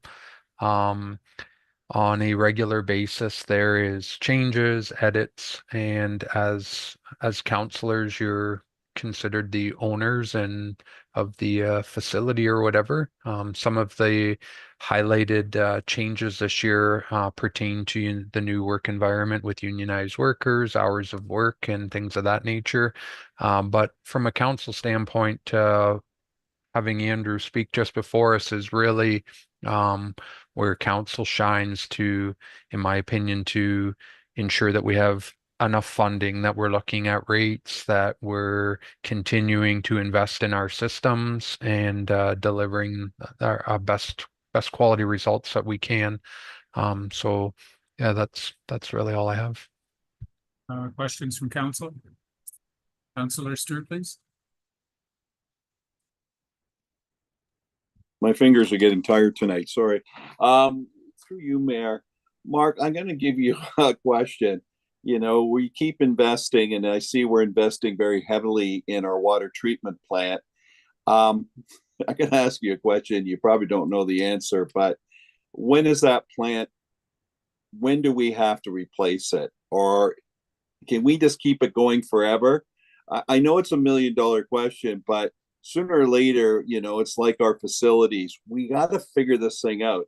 Is it good for another 40 years? Can you just keep replacing the pipes, the valves and everything, and the reserve tanks and everything else, and just leave it? It's not in the best location. We know that. But can you give us any sort of forecast or anything like that, or is that asking too much? So through you, Mayor Craig, I guess my take on the water plant and the reservoir next to it is that we are investing significant funds into them. And right now, I believe this is, I would say, your last ditch effort to squeeze every drop out of that plant. So as we start moving forward with things, we're looking right now at filter media and replacement, which is also going to include new backwashing. We're going to line things in there. We're rebuilding our active flows. We're trying to re-rate those active flows for more capacity to get to Bruce Power. I think we're at a spot right now where we are squeezing every drop we can out of that plant. I would say, I'd hate to put a year to it, Councillor Stewart, but I think, you know, if we can get these things done, I think we have another 25 or 30 years of useful life in that plant. But at that point, as growth expands and demands on water and things like that, I think you'd be looking in that range to be that we've squeezed every drop out of that place. Thanks for being so brave. Thank you. Sorry, Bill, you and I won't be here to enjoy the water out of that new plant, so. Unfortunately, but that's the way it goes. Further questions for the manager? Okay, so all in favor of endorsing both the reports we received here? All in favor? And that is carried. Okay. Environmental Services Compliance Report, January 2025. Mark, please. So any comment or through you, Mayor Craig, I don't have a lot of comment on the report. There's a couple of, I'd call, adverse conditions. The first one was at the Leachey site. Unfortunately, we had a muskrat that managed to burrow through the clay berm and had a upset of leachate into the groundwater side of things. I'm a glass half full kind of guy, so my take on that also is that groundwater side is really functioning pretty well if muskrats want to live in there, is my opinion. But overall, it was a tough break for us, but we were really well prepared for it as well. We have had our struggles out there at that site. We did have some buffer room available to us in the plant. We were able to increase flows, and I think had some positive results with the team as a learning component of it to be prepared for those types of things, where maybe last spring we had not a breach, but we had similar problems where we weren't as prepared as a team, and we ended up breaching back into the groundwater site and having months of problems or whatever. So overall, we're pretty happy to with how things performed out there. The only other one I guess I want to highlight in the report is we have had a couple of adverse drinking water quality incidents in the Kincardine distribution system. These are lower chlorine residuals than is allowable through the ministry. It's on a dead end near the hospital, which is on Riggin Crescent. Our staff are continuing to flush that area on a weekly basis. It actually started out as a color complaint, and then we've found out that we have lower residuals. We are starting to see some positive results out there, that the chlorine residual in that main is starting to come up. And when we finish the flushing, it always comes up and is really strong. But we're now seeing it when we're getting there that the residual is stronger. So we're encouraged by those signs. We're going to keep monitoring it. As you guys are all well aware, we had similar incidents like this on Highland Drive until last year, and then we've undertaken a water main lining project there, and in the tests we've gone back to do, that has yielded great results. Our residual is much improved. So we'll continue to monitor this, but this is also a site that we've maybe highlighted that could potentially be lined in the future as well, or investigated. Questions for the manager regarding the report? Councillor Stanoff, great, please. Thank you through you, Chair. Just one question for the manager, and that would be like, obviously we have more areas in our community that are on kind of dead ends, if you will. And we know that's a concern even when we're talking about water pressure, because we talk about what our fire rating needs to be if there was ever a fire, et cetera, et cetera, et cetera. Is the only way that we're checking these areas for what the residual is based on complaint? Because I know you said that's what triggered it, the watercolor complaint. Or do we have like a PM program that we go through to see if other dead ends in the community are suffering similar residuals? Through you, Mayor Craig. So we run an annual flushing program through the entire system. So through that program, our staff grab an initial chlorine residual and then a closing residual when they're shutting down to typically see improvements or things like that. Last year we did invest in what we call an automatic flusher. So it actually hooks to a fire hydrant and can be programmable to flush periodically type of thing. Some of the other considerations that we're looking at, late last year, we bought two what are known as sample stations, and we have set aside some funds again in the capital forecast this year. Sample stations are just that. They're a small station that goes on the end of typically dead end lines. It gives you a better opportunity to monitor your residuals. In a case like this as well, where we're seeing a residual drop off, we would have the option then to perhaps run that sample station to a storm or something like that to just keep the flow of water going and determine long term how quickly that main is dropping off for that. So we are probably looking at installing upwards of 5 or 6 of those units this year, and we would likely definitely concentrate our efforts on some of our dead ends. Thank you. Moving on to the next report. Award sludge RFP environmental services. We need a mover and seconder that council award the sludge removal project to the highest ranking bidder conducted through a competitive request for proposals process to Bishop Water in the amount of $535,922.77 for both Kincardine and Tiverton Lagoon sites. I'm sorry, could you put the councillors back? There we go, thank you. We need a mover and seconder for that, Councillor Stewart and Deputy Mayor Clark. Any comment, Mark, or do you just want to wait for questions? I can provide you some quick comments, Mayor Craig. We had 6 bids. Our evaluation team ranked the Bishop Group as either first or second in the overall technical bid side. And then once the financials were revealed, Bishop turned out to be the lowest bid tender. I believe the second closest to them was almost $200,000 more. Through this process, we left the proposal, I would say, a little more vague in the sense that we were asking people to give us a proposal. There is alternative ways to remove sludge. NASM plans and field application is one of them. So we didn't want to exclude those types of options. And we did have some of those come in as well, but they are at a significant cost, and many of them did not have land application readily available. In a past life, I took on a project like that and struggled towards the end of that project to find land application. So we're really happy with the bid and the proposal. It meets really good timelines.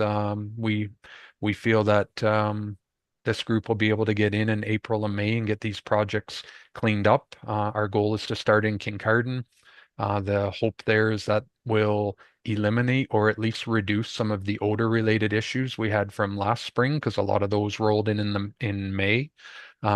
Jerry and myself have also already sourced and have in stock what is kind of known as some bugs that once that process is done, we are hoping that this bug life will be added to the pond to get the process of breaking it down go a little bit quicker and hopefully resolve some of those issues. So yeah, we're pretty excited about the proposal. Council questions? Councillor Stewart, please. Thank you. And through you, Mayor, Mark, thank you for looking into this. I don't think we ever looked at our sludge as a problem. I was reading a report from 2022, the Water and Wastewater Service Master Plan, and our friends at BM Ross never even mentioned this as a concern or a problem. So I'm hoping in the future this will be looked upon and monitored as we went forward. The one thing I did notice with the capital plans in the last 2 or 3 years, we did do one project to try to avert some of the smell, some gearboxes. Did we actually get that completed? Some aeration on the gearboxes. We were supposed to do the 4 in Kincardine. Did that help, or did that plan ever even get implemented? Because I noticed that one year was 700,000, the next year was 1.3. But did we get a completion of that, and did it help at all? So through you, Mayor Craig, that project is completed, Councillor Stewart. So what ended up happening was they took surface aerators off of the aeration pond in Kincardine and went with what's like a diffuser type of system that sits at the bottom of the pond. I believe our biggest issue at this point is that system is not functioning very well and is not meeting the spec that we were provided in the scope of work, and the reason it isn't is 2 things: sludge in the pond, and then that pond itself is just overloaded with rag buildup. So what's happening is the rags are actually getting to the aerators and basically covering the aeration component of it, that we're not getting fine bubble diffusion. So as part of this project, after we get that aeration pond cleaned and desludged, we're also going to be looking at installing some what we call bar screens on the inlets of the pond or whatever, and we're going to make every effort to capture the issues that are giving us the problem with the aeration equipment. We will closely monitor that once we get it back online in hopefully May or mid-May this year, to ensure that the dissolved oxygen that we were promised out of that system starts to function properly. Great report. Okay. We have the motion on the floor that we award the sludge removal to Bishop Water. All in favor of that motion, please? 2, 3, 4. Okay, that's carried. Thank you very much. Okay, next report, council members on committees and boards or legislative services. Just to confirm one of the issues raised earlier on today, Councillor Prenger, when we looked at the sheet that had been circulated, she was actually the representative on the Basra board and not Mike Hinchberger, who was identified as the current member. So we need a mover and seconder that council amend the council committee appointment bylaw with the following appointed council members: Accessibility Advisory Committee, Andrea Clark; Kincardine BIA, Rory Kavanagh; Basra, Jennifer Prenger; Community Investment Grant, Andrea Clark, Rory Kavanagh, Amanda Steinoff Gray; Community Safety and Wellbeing Committee, Beth Blackwell; Heritage Kincardine, Beth Blackwell; South Bruce OPP Detachment Board, Stelina Williams; Legacy Fund, Kenneth Craig; Property Standards, Kenneth Craig, Bill Stewart, Stelina Williams, Saugeen Mobility and Regional Transit, Mike Hinchberger, Saugeen Valley Conservation Authority, Jennifer Prenger and Bill Stewart, West Aerial Power, Mike Hinchberger. So we need a mover and seconder for that motion. Deputy Mayor Clark and Councillor Hinchberger, please. Is there any further discussion? All in favor of the motion? Oh, I'm sorry, CAO, did you have your hand up?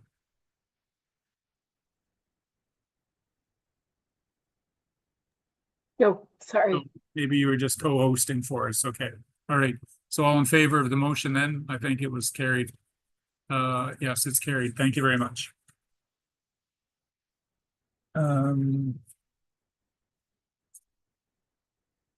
Okay, we have notice of motion prior to the meeting. There's a motion moved by Amanda Steinoff Gray and seconded by Bill Stewart. The council approved the addition of this clause or type of development to the Municipality of Kincardine Power Plan Dedication Bylaw 2014-58 under exception number 10C, application to a specified type of development or redevelopment, example, daycare centers. Mr. Mayor, just the clerk is trying to get your attention. Yes, CAO, go ahead. Sorry, Mayor, I was only wondering, when you deferred the budget, were you deferring it to the end of the reports, or are you going to do everything else right before closed? I was intending to head to finish all the stuff and do budget immediately prior to closed. Okay. Okay. Okay. All right. Thank you. I'm looking at our time, and I'm certainly not opposed to this motion. That's not what the comment is. I would recommend that we refer this to staff, because even though I think I know the gist of it, I don't know the outcome or what it means in the big picture, whether there are unintended consequences that we might be putting into play that we're not familiar with or not aware of. And I'm wondering if we could refer this to our manager of planning development just for some sort of explanatory report of what the implications might be. Councillor Steinoff Gray, please. Thank you through your chair. If your only interest is in time, like I can understand time, but the parkland exemption that we were talking about here for daycares is something that other municipalities have adopted. So like, I'm not worried about our ability to adopt it. The motivation behind it was just to see if we could encourage some additional daycares, understanding that they have a cap on what they can charge. And so some of those constraints that they have from a cost can be preclusive to opening, and we have a shortage in the area for people with daycares. And I was just hoping that it might encourage the kind of development we want to see in the community. But if the decision is to move it because of time, I'll defer to my seconder and see what his thoughts are. And it's not just to defer. There's the component, as I commented. I'm not even questioning that other communities have it, and I appreciate the motive behind. But what does it mean for our municipality? Councillor Stewart, please. Thank you. Actually, this came from our chief building officer recommending this, and we put this together, both Councillor Steinoff Gray and myself. So it's been reviewed actually by staff already. Okay, well, it is council's prerogative to choose the direction. So if there's concurrence with the mover and seconder that we proceed with it, then I would ask council's direction. All in favor of supporting this motion, please indicate. 1, 2, 3. Are we able to have, sorry, are we able to have discussion on it, did you say, or are we? Yes, I'm sorry, that procedure was incorrect. Deputy Mayor, Would you like to comment on this, please? I actually just, sorry, I just wasn't sure if that's what you meant. I was just actually asking the question as to whether or not there was the opportunity for discussion. Yes, there is opportunity for discussion. I will hold my comments for now. Thank you.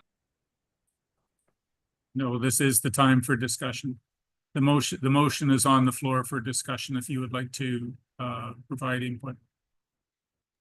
I'm okay. No, I don't at the moment. Thank you. Okay, so we'll go back to the motion that's on the floor then. It's moved by Councillor Stewart. Are you voting or making comment? I'd like to make a comment if you don't mind, maybe to give some background to some of the other councillors, is that, you know, this whole daycare center is now with the $10 federal sort of type of program, it's very restrictive of potentially what they can make. They're only capped at 8% as a profit margin. And, you know, bringing in all these development fees and having, I almost classify this as essential service now. And this would be a great addition to the village of Tiverton and having her double the size and everything else. So we're trying to, as a council, and I think my fellow councillor and I are trying to support this, understanding that financial commitments, it does hurt us a bit not having development charges for parks, but the plus side of this to the community is enormous. So I can fully support this. Sir Hinchberger, please. Thank you, through you, Mayor. I guess showing my age, the $64,000 question, and this is for the CAO and staff, is this legal?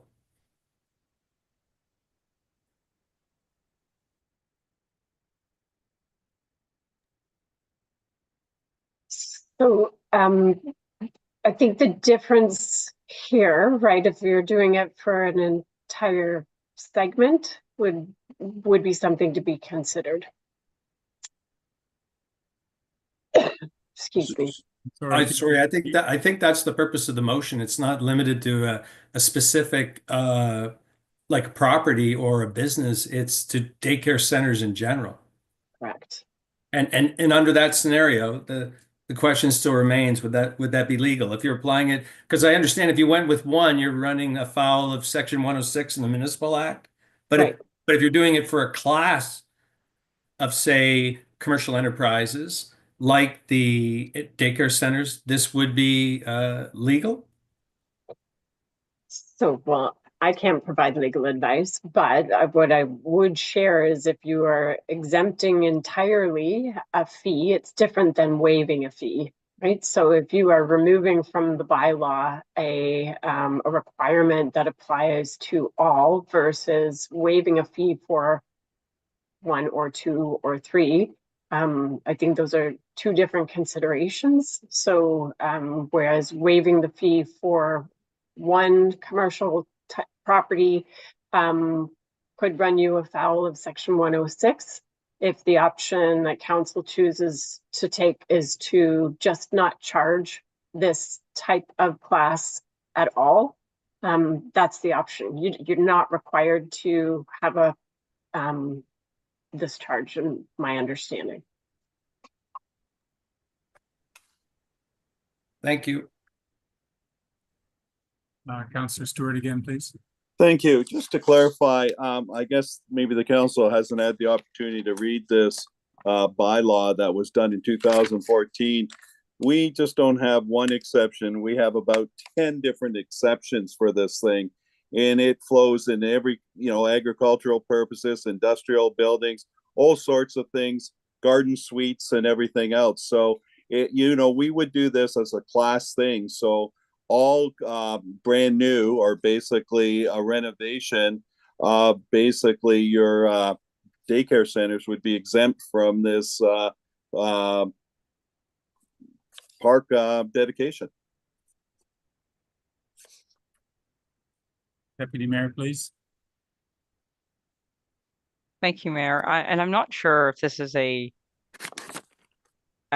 will just pause. I see the clerk's hand up, and I'm not sure whether I need to I just want to say the mayor doesn't have his sign tonight, but you have 5 minutes till your automatic hour of adjournment. Yep, I was watching the clock there, so Deputy Mayor, Okay, please. thank you. Thank you, Mayor. I don't know whether this is something that either Councillor Steinhoff Gray or Councillor Stewart, who are moving or proposing this motion, can answer, but I appreciate the effectively the impetus for bringing this and the desire of what the change will be. But is there any understanding, or I guess has there been any discussion as to whether or not this is likely to bring about the impact you're hoping? I guess my question really is, have you discussed this with any of the daycare owners or operators, or why do you think this is what's prohibiting or preventing expansion? This will, through you, Mayor, Councillor just Stewart, answer go a ahead. question. Yep, go ahead, sir. This will definitely be a positive, and this daycare center has already applied and is in the process after about $100,000 of adding on and doubling her size in the town of our village of Tiverton. So this is going to be a very positive thing for our community. This isn't sort of a favor sort of thing. This is what we're hoping to go forward with, and having the community and the individual investing. We're just trying to support her and not prohibit her from continuing and completing the project and having a brand new daycare center in Tiverton. Councillor Steinhoff Gray, please. Thank you, through you. And I would just say that the motivation for me is I understand a lot of the constraints that they're under. I've had some of those conversations, and it's something that we're struggling with everywhere. I can't guarantee that this is going to fix it or magically get daycares in our area, but the waiting lists are unbelievable. Like, I'm currently working with people who are taking turns working while someone stays home because they can't get daycare and they don't have support in the community because their family lives too far away to give them that support. So anything that we can do that can tip the balance in the right direction to take some of the pressure off folks trying to find spaces, I think it's important that we do it. Obviously, we can't subsidize it by offering funds to start up daycares in the area, but what we can do to encourage it by removing some of those barriers, I think, is something that we have to consider. Okay, so we have a motion before us that we approve the addition of this clause specifically to exception number 10, application to a specified type of development or redevelopment, i.e. daycare centers. All in favor of the motion, please indicate. 1, 2, 3, 4, 5. Okay, and that is carried. Thank you. So at this point, it is 2 minutes before automatic adjournment, and I am going to entertain a motion from a councillor to extend the time for and I'm going to be quite blunt. I think this evening we should be deferring the entirety of the closed session. I don't want to do that, but it is we're going to be another half hour getting there, and we don't do our best work after 8:30 at night. Councillor Steinhoff Gray, please. If that's the overall concern, then should we just adjourn? Well, the problem is, the challenge is we started the budget discussion, and if nothing else, it would be awesome if we could get the capital budget approved for tonight. We can do the rest of it and hit on to the capital budget for another time so that we could afford staff time to get moving ahead with some of their work as well. Councillor Steinhoff Gray? My only concern with that approach, and it has nothing to do with closed, is that if it's already 8 o'clock and we don't do our best work, there's a lot of concerns around the budget. I don't want to feel rushed going through that content. So I'm throwing that out there. So what would you suggest? Finish oh my gracious. Finish the agenda minus the budget and the closed session? I don't know. If you want to put a time allotment on it and we do it again, I'm fine. And we figure out what, if we want to say carry on till 8:30 and see where we get to and decide as a group. I don't want to decide for the group, but I also, if you think we're losing people, I want to make sure this gets the attention it deserves. So the recommendation, I think Councillor Steinhoff Gray made, we stay until 8:30. Is there a seconder for that motion? Councillor Deputy Mayor Clark, all in favor? 1, 2, 3, 4, 5, and that carried. Okay, thank you. So at this point, we're at 8.3, consideration of bylaws. We need a mover and seconder of the council that the Enhanced Nuclear Emergency Preparedness Initiative for Kincardine bylaw be deemed to be read a first, second, third time, finally passed and numbered as bylaw 2025-18. Moved and seconded by Councillor Hinchberger and Councillor Mayor Craig. Is there any discussion? All in favor? And that carried. Thank you.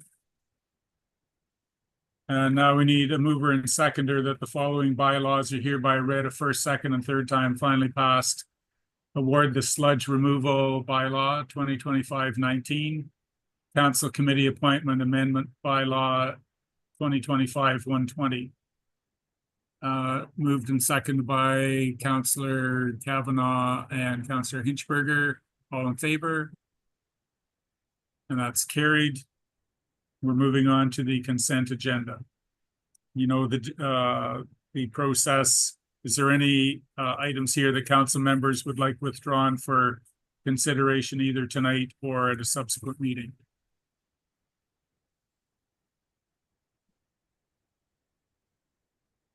Councillor Hinchberger, please.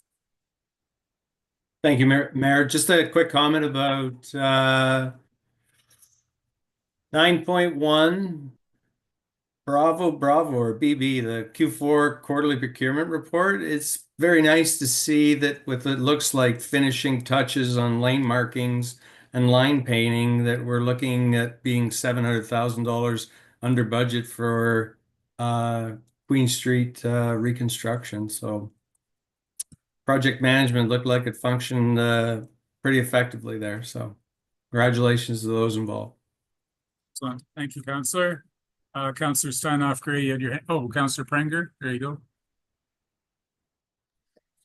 Thank you. Through you, Chair. I just wanted to pull 9.1.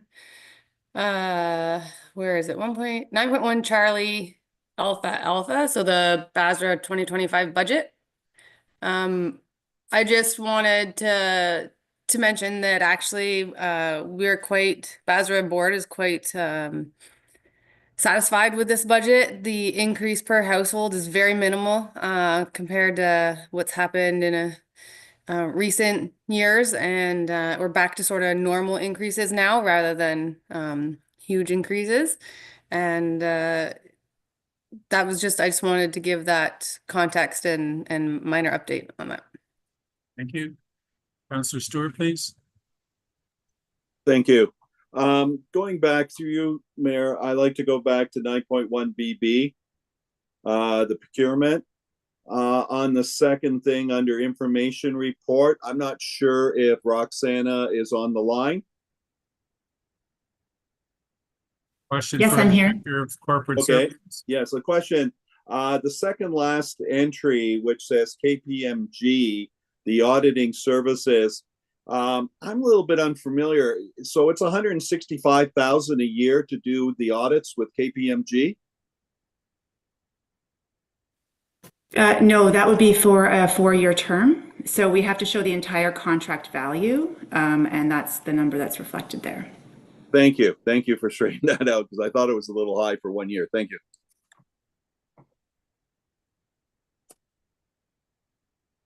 Okay, seeing no other requests, I need a mover and seconder that Council approved the recommendations contained in the consent agenda dated February 12, 25, and direct staff to proceed with all necessary administrative actions. Moved by Deputy Mayor Clark and Councillor Stewart. All in favor? And that's carried. Okay. We're going to move back to, I'm going to call on our corporate service department. If you could, I'm not sure if the tote board is available for to be placed on the screen this evening. As councillors are all aware, we've got the capital budget and the operating budget, two separate streams. Our administration has access to like 50% of the operating budget from last year. They can access to keep that going, but the capital budget stream is a bit of a challenge in that, you know, as we get more into the year, it becomes challenging every month to get the preferred contracts. So I'm wondering if we had that tote board up on the screen, if it's available. I'm not sure, Director.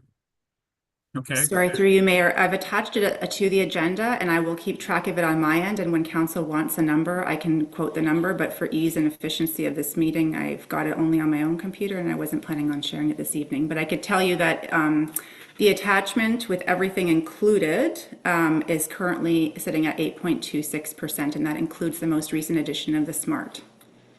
Yeah, so the comment this evening, Director, I think we're going to focus our intention on the capital budget. So it's not going to be affecting the tax rates at all.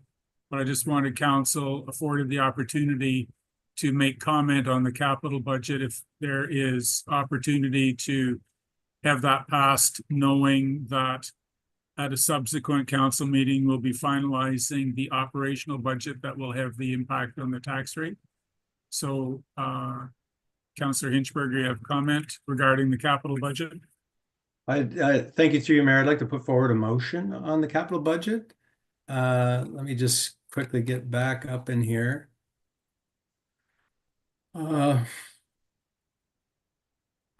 I'd like to move that council approve the 2025 capital budget as it exists as of this moment. Is there a seconder for that motion? Deputy Mayor Clark? Is there further discussion regarding the capital budget? Councillor Kavanaugh, please. Thank you very much, and through the chair. Well, I appreciate there's this desire to sort of ram this and get this going, as you mentioned, with the only 50% available. There was information that I was waiting to hear upon that was going to be in the closed session that we're deferring. So at this time, if we force this vote, even though largely I'm almost there, I'm not prepared to vote in favor of the capital budget at this time. Thank you. Further discussion?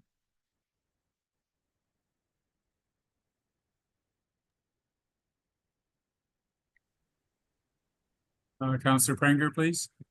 Thank you, through your chair. I'll just note that I'm in a similar position as Councillor Kavanaugh, and unfortunately I'll have to vote no on approving it if we take this to a vote right this minute.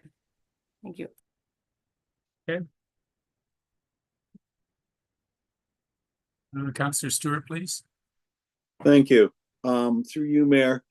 Yeah, it's a tough one because, you know, it's such an important thing for council and budgets, and sometimes we're pushing it through.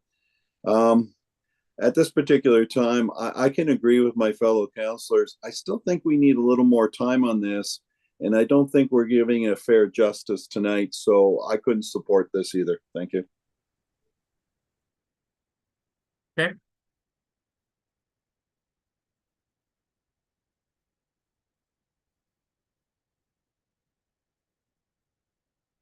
All right, seeing no further discussion, I'll ask for those in favor of supporting the capital budget as presented at this time. Please hold your hand up so that I can count well, make it. Maybe we should.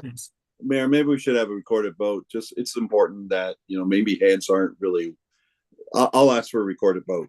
Thank you. Councillor Stewart, thank you. Clerk, here we go again. The northwest corner, please. Okay. Councillor Stewart, No. Councillor Steinhoff Gray, Point of order, please. Just if the clerk could just make sure that we read the motion again so that we all know that we're voting on the capital budget. Just okay. So the motion is that council approve the draft 2025 capital budget as amended at the February 12th, 2025 meeting. Is that the? Thank you. So Councillor Steinhoff Gray, No. Councillor Kavanaugh, No. Deputy Mayor Clark, Yes. Mike Hinchberger, Councillor Hinchberger, Councillor Mike says yes. Councillor Pranger, No. and Mayor Craig. Yes. And that's defeated. So that motion fails. So we will be addressing the proposed amendments that council members bring back at a subsequent meeting. Would it be the desire of council to have a special budget meeting to address these concerns? It seems to have been challenging for council to, it's not our intent to force it through. Our intent is to address the issues and get a chance to look at it. So I'm wondering if council would prefer a dedicated budget meeting for this issue, or whether we should address it differently. Councillor Steinhoff Gray, please. Thank you, through you, Chair. I would actually support a separate meeting and do my best to accommodate in my schedule attendance. Only because there was a couple items that, and I don't know whether it means, is there a way for us to pass the capital budget with deferring some items? Because it doesn't affect the tax rate. Because I would like to wait to make a Browns Hill Bridge decision until after we see the wholesome bridge report. So I don't know what the right path is for that. So I'm going to ask outright. That was my concern area with it. So the question at this point is whether we're going to have a separate budget meeting, or whether we include it in a regular council meeting. So you have indicated that you would make availability. Thank you. I think Councillor Hinchberger was next in line. Thank you, through you, Mayor. I would not like this to wait until the next regularly scheduled council meeting. I would like it addressed before then. Thank you. Deputy Mayor, please. I would be, if it's going to go the route of a special meeting, I'd be asking that be in the evening. I wouldn't have the availability during the day, and this has gone on for some time. Thank you. Councillor Stewart, please. Thank you. I see, projecting this maybe 2 hours at the max. But if we can be refreshed, it's very difficult to do these things after 3 hours of various things. So whether it's attached to our regular meeting or special meeting, I see that we could probably get this done within a 2 hour period quite easily. Councillor Pranger, please. I prefer a separate meeting for this. Evening for you, or do you have a preference, Councillor? Yeah, that's fine. After regular work hours is fine with me. Okay, so it would seem our direction to our CAO, as challenging as scheduling meetings for everyone is, I don't disagree with that. Council would like to expedite it as best we can, preferably in an evening meeting to accommodate work schedules. Okay, so there's just a couple of things that we will do to conclude this meeting. There is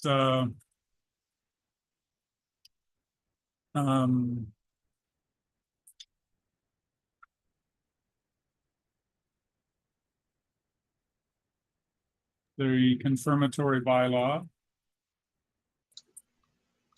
We need a mover and seconder. And I'm concluding the meeting only because we don't have time in 15 minutes, I don't believe, to go in and we can deal with. No, we're gonna just cancel, we're gonna close the meeting and it'll be done. So we need a mover and seconder that the bylaw to confirm the proceeding of the council of the corporation and municipality of Kincardine to be deemed to be read a first, second, third time, and finally passed and numbered as bylaw 2025-123. Moved by councillors Stewart and Deputy Mayor Clark. All in favor? And that's carried.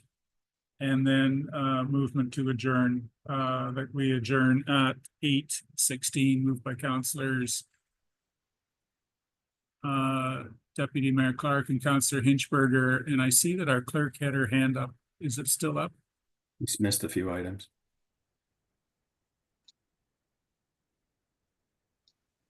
Sorry, Mayor, you've adjourned, have you adjourned yet?